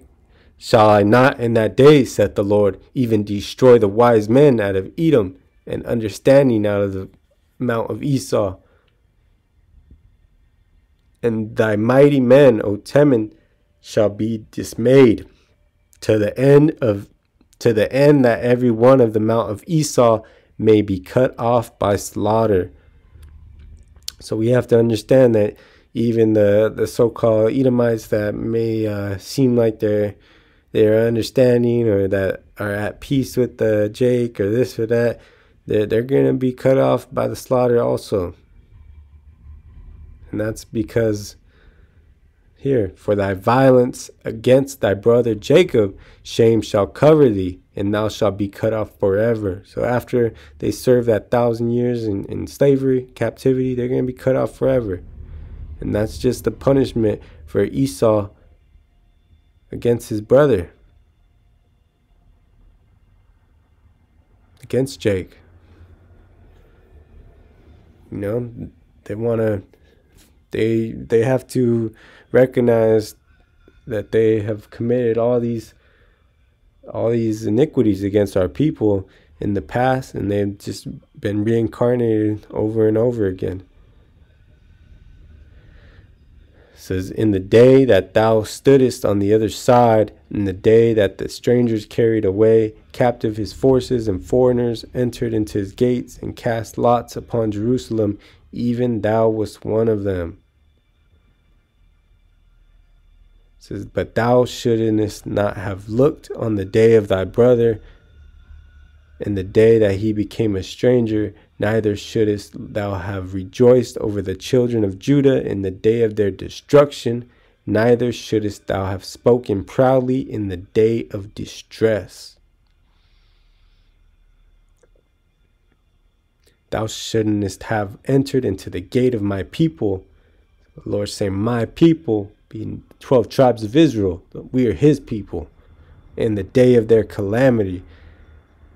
Yeah, thou shouldest not have looked on their affliction in the day of their calamity, nor have laid hands on their substance in the day of their calamity. So, since the beginning, even in the ancient world, Esau of Edom has always hated the 12 tribes of Israel, hated Jacob, and he has always looked to see our destruction, speaking proudly against us. They're proud when they see our people dying out here in the streets, man. Dying from sicknesses, dying from the wicked devices that and traps that he has set upon for our people. It says that, but the Lord is going to cut them off by the slaughter, man. Because of these things. You know, they've laid their hands on our substance. So they've taken everything, they've robbed us, man. But the Lord is he's gonna correct them, man. The Lord's all about that balance. So they're gonna have to go into captivity. He that leadeth into captivity shall go into captivity. So he's gonna have to serve his 1,000 years of slavery before the Lord destroys them forever.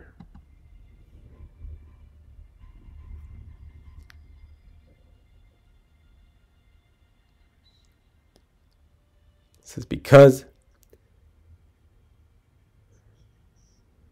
let me start here at Ezekiel 35:4.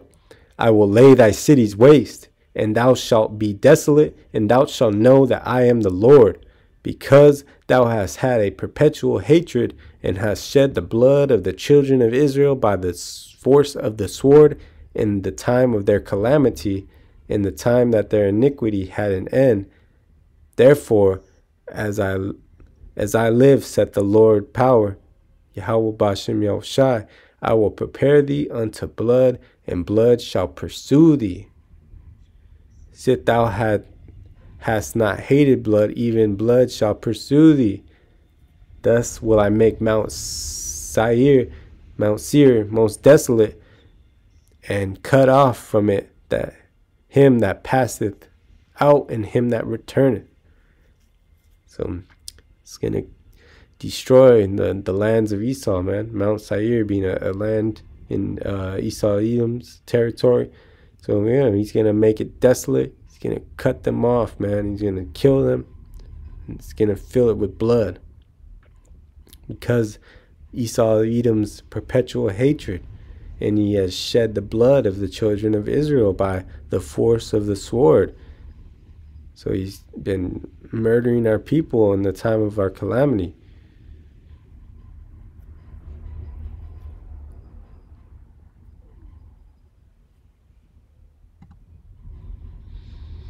So we can't trust these devils, man. We've got to come to the understanding that the Lord is going to put a recompense on them for all of their atrocities against our people. And it's going to be righteous judgment. It's going to be a very fearful thing for these heathen, for Esau of Edom, and even these 2/3 that don't have the understanding. But all these things have to happen. It's just like Malcolm X said. We didn't land on Plymouth Rock. Plymouth Rock landed on us. Plymouth, to me, it's not America's hometown. Plymouth, to me, is nothing more than a continuing the mythology. We don't see any reason to celebrate the arrival of the Pilgrims. What the heck did they do for us? Nothing.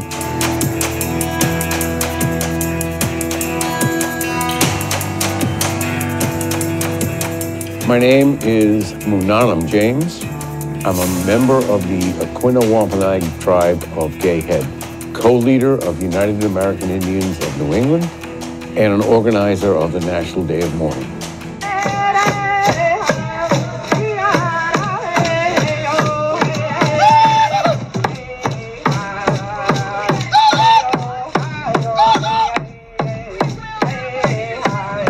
The truth is that the first Thanksgiving was not in 1621. The first Thanksgiving was in 1637 because Governor Winthrop decided that he would give thanks for the safe return of the people who went to Mystic, Connecticut and participated into the massacre of the Pequot. That was the real first Thanksgiving. And we tend to look at it as like, hey, first Thanksgiving. Here it is, Plymouth Pebble. If anyone thinks that this is where the Pilgrims stepped ashore, like I said, they had unbelievably long legs. My father started National Day of Mourning in 1970 because he had been invited to address a big banquet of dignitaries and all this kind of thing, and they asked for a copy of his speech in advance, which he sent, and then within days they came back and said, you can't give this speech. It's too inflammatory. The Pilgrims and the Indians sat down to a beautiful dinner and lived happily ever after. The end. He was censored. Plain and simple. It got out under the Moccasin Telegraph, and a few hundred indigenous native people came to Plymouth and they declared it a National Day of Mourning. And this year marks our 48th year of being on this hill. Really, and that's what this all means, the oppression, and the oppression has not ceased. It hasn't ceased. We continue to experience it every time I read that. And I do have to stop because that's hard. It's hard to read it. So this is the truth of our people, man. This is the truth. And you see even some of these Edomites are out there marching also. Are out there participating in this event because they witnessed the truth also, that, you know, that's referring also, like we just read, the wise men of Esau, the men of understanding of Esau, wise men of Timnan, and you know, some of them, they know this truth. They know that they don't know the truth of YAHAWASHI, YAHAWASHI, but they know the true nature and the true atrocities through history that the white man has put upon our people. You know, the lies of Thanksgiving, the lies of a lot of these holidays and rituals, man.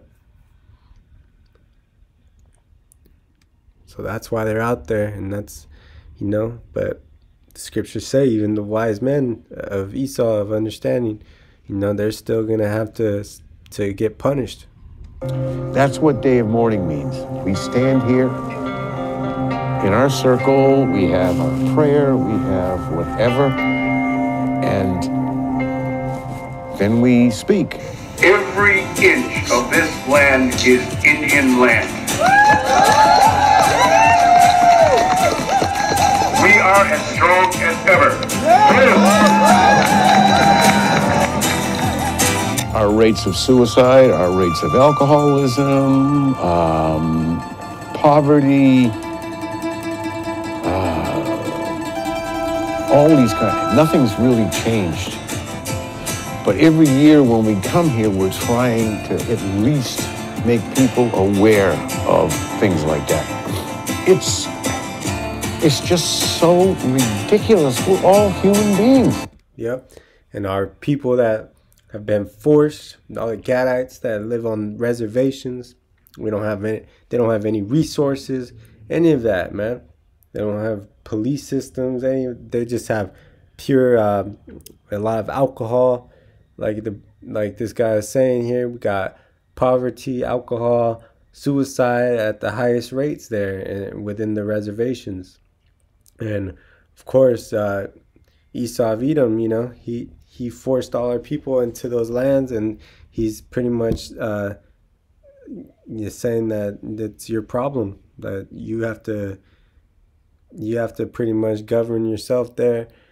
But yet he wanted to when our people had control of this land, he wanted to and we had, you know, we had laws of the land and things like that he didn't want to you know, he didn't want to follow those. He wanted to make it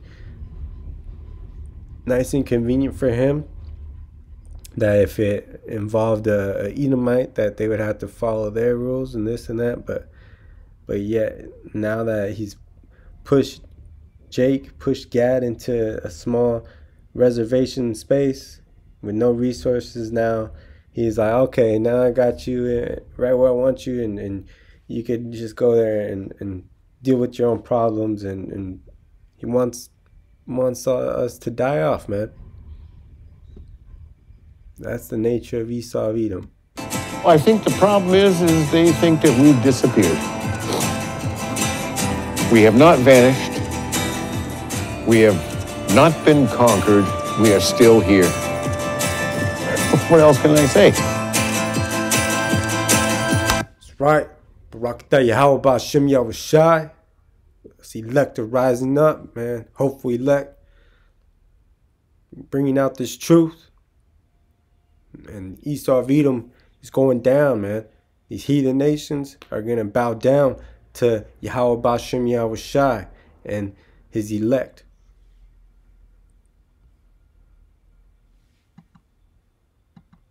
The second Thanksgiving is what's represented right here on this pole.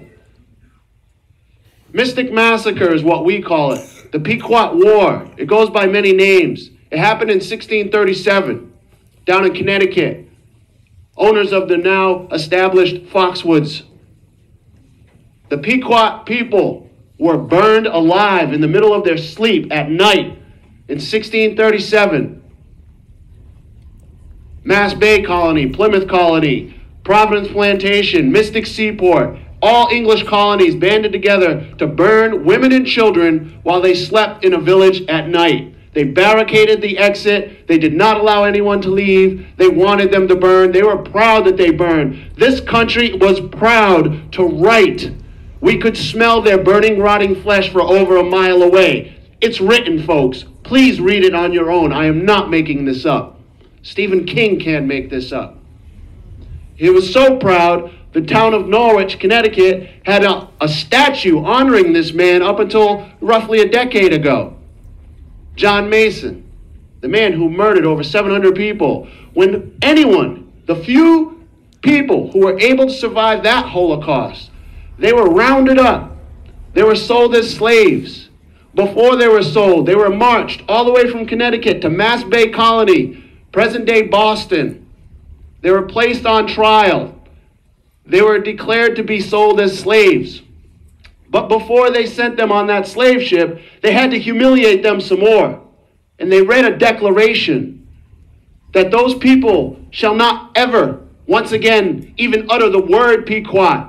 They will no longer be able to call themselves a Pequot. I am proud to say, I'm a Mashantucket Pequot. That's right. This is the history, folks. Because that particular day, that particular incident is when this country declared its second religious day of Thanksgiving. This is what we're celebrating, folks. And for all of you who took pictures of me with my nice little pilgrim head buddy here, I hope you get the story that goes with it, because anyone who sees this, I'm sure, thinks I'm a sick, twisted individual. This is a reminder. This is what Hallmark greeting cards and Charlie Brown cartoons should be showing when we celebrate this holiday every year, when we celebrate Columbus Day every year, because this is what it represented. I'm going to shut my mouth so we can get on way with this march through town, because we need all of you who are here to get this story out to the people. I can only visit so many schools in this time that I am here on this earth. And I can only visit those who are welcome to hearing the truth and invite me to do so. That's right. That's why we got to be preaching this truth out there on the highways and hedges, highways and byways. We got to be declaring this word and bringing this truth out while we can. Waking our people up. You Negroes, Native Americans, West Indian, Latinos are the Israelites of the Bible. You are the 12 tribes of Israel, princes of the power. Can't be following the ways of this heathen.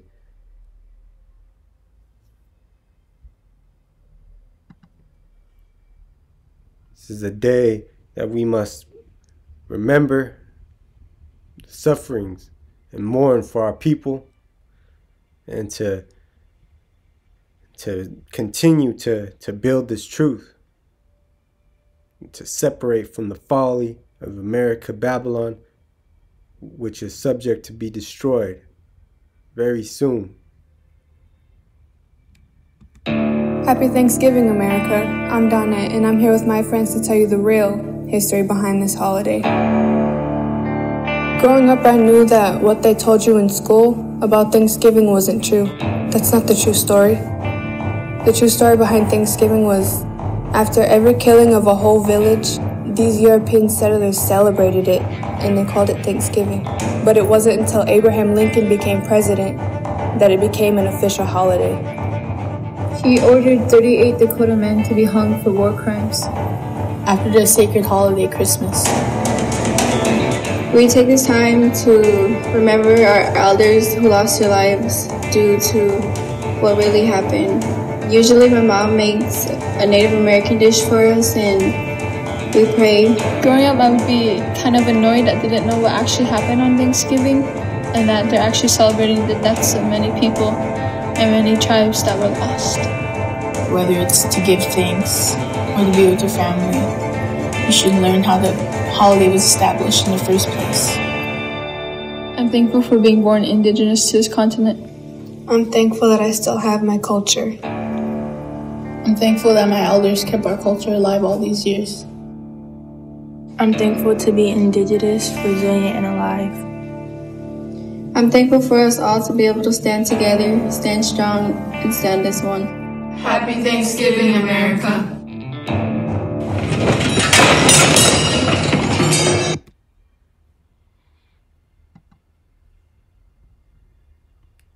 That's right.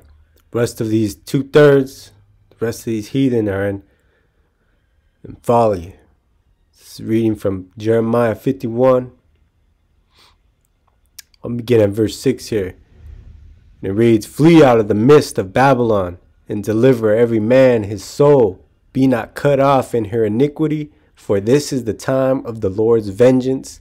He will render unto her a recompense, So Babylon, that whore, she's going to get a recompense. So we got to flee out of the midst of Babylon spiritually. Deliver every man his soul. That way we're not cut off by her punishment, the Lord's vengeance, the iniquity that is going to be poured out upon Babylon here, America. It says, Babylon hath been a golden cup in the Lord's hand that made all the earth drunken. The nations have drunken of her wine, therefore the nations are mad. Babylon is suddenly fallen and destroyed. Howl for her, take balm for her, if so she may be healed.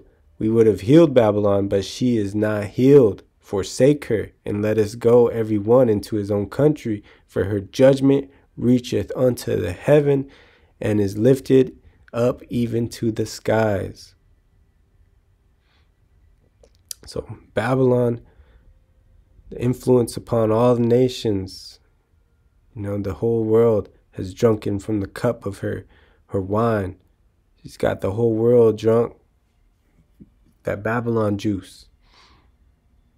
These philosophies, all these things, and now even the juice, the freaking mandates, this Crown Vicky, they're all suffering from the fall of Babylon, man. They're not the merchants aren't gonna be able to reap the benefits and riches off of Babylon anymore. All of these things. So they're gonna howl for her, take balm for her, but she ain't gonna be healed. So we forsake Babylon. It says, the Lord hath brought forth our righteousness. Come and let us declare in Zion the work of the Lord, YAHAWAH, BAHASHAM, YAHAWASHI, our power. So Zion being the elect, the governing body.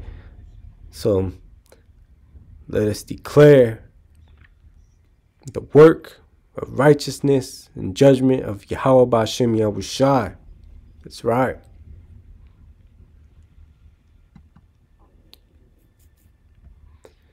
This is Obadiah, beginning of 1 and 15 reads, For the day of the Lord is near upon all the heathen, and as thou hast done, it shall be done unto thee.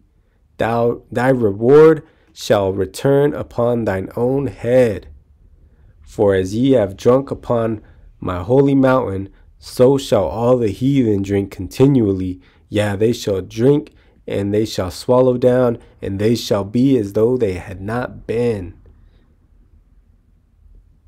Gonna be as that they've never been, that they weren't even here. This captivity, all this stuff is just gonna be like a bad dream once we are delivered, once Zion, once the new kingdom is established here on the earth.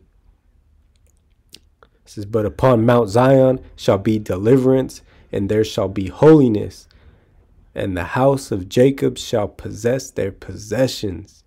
So all these things that Esau and these heathen think that they can build up, all these resources and riches, all these, it's going to be snatched away from them.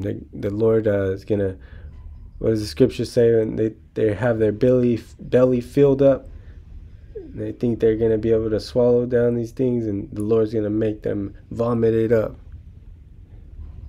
when he comes and destroys them, man, as a reward upon their own head. For what they have done, it shall be done unto thee. So that day of the Lord is going to be a fearful thing for the heathen and all these nations, man, all the wicked. In the house of Jacob shall be a fire, in the house of Joseph a flame, in the house of Esau for stubble, and they shall kindle in them and devour them. So the house of Jacob, house of Joseph, so the northern southern kingdom, the 12 tribes of Israel are they're gonna partake in that. They're gonna be given power to destroy Esau, to turn them to stubble, and to overcome them, to devour them. And there shall be none remaining of the house of Esau, for the Lord hath spoken it. That's right. So all these things are going to be done with the righteous judgment of Yahawah BAHASHAM Yahawashi.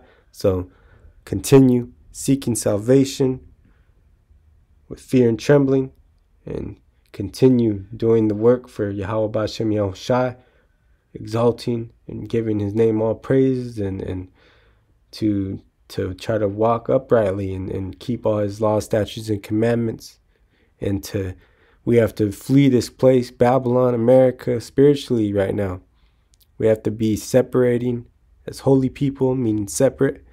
And we have to fear not when these people separate us from their company, when they don't understand, when they try to come up against our beliefs, because we know we have belief in this truth and the Spirit given to us by Yahawah BAHASHAM Yahawashi. It's been a blessing. So we need to let no man take thy crown, because Esau and these heathen and even these 2/3, man, are going to be out here trying to pull us away from this truth and take away our crown, and trying to continually promote wickedness and following Esau. But the blind leading the blind into a ditch. But we know that the elect shall not be deceived. So I pray that you brothers and sisters endure to the end. May you seek salvation in these latter days, and keep enduring and overcoming the flesh and overcome the world, just like Yahawashi did. So I pray this has been edifying.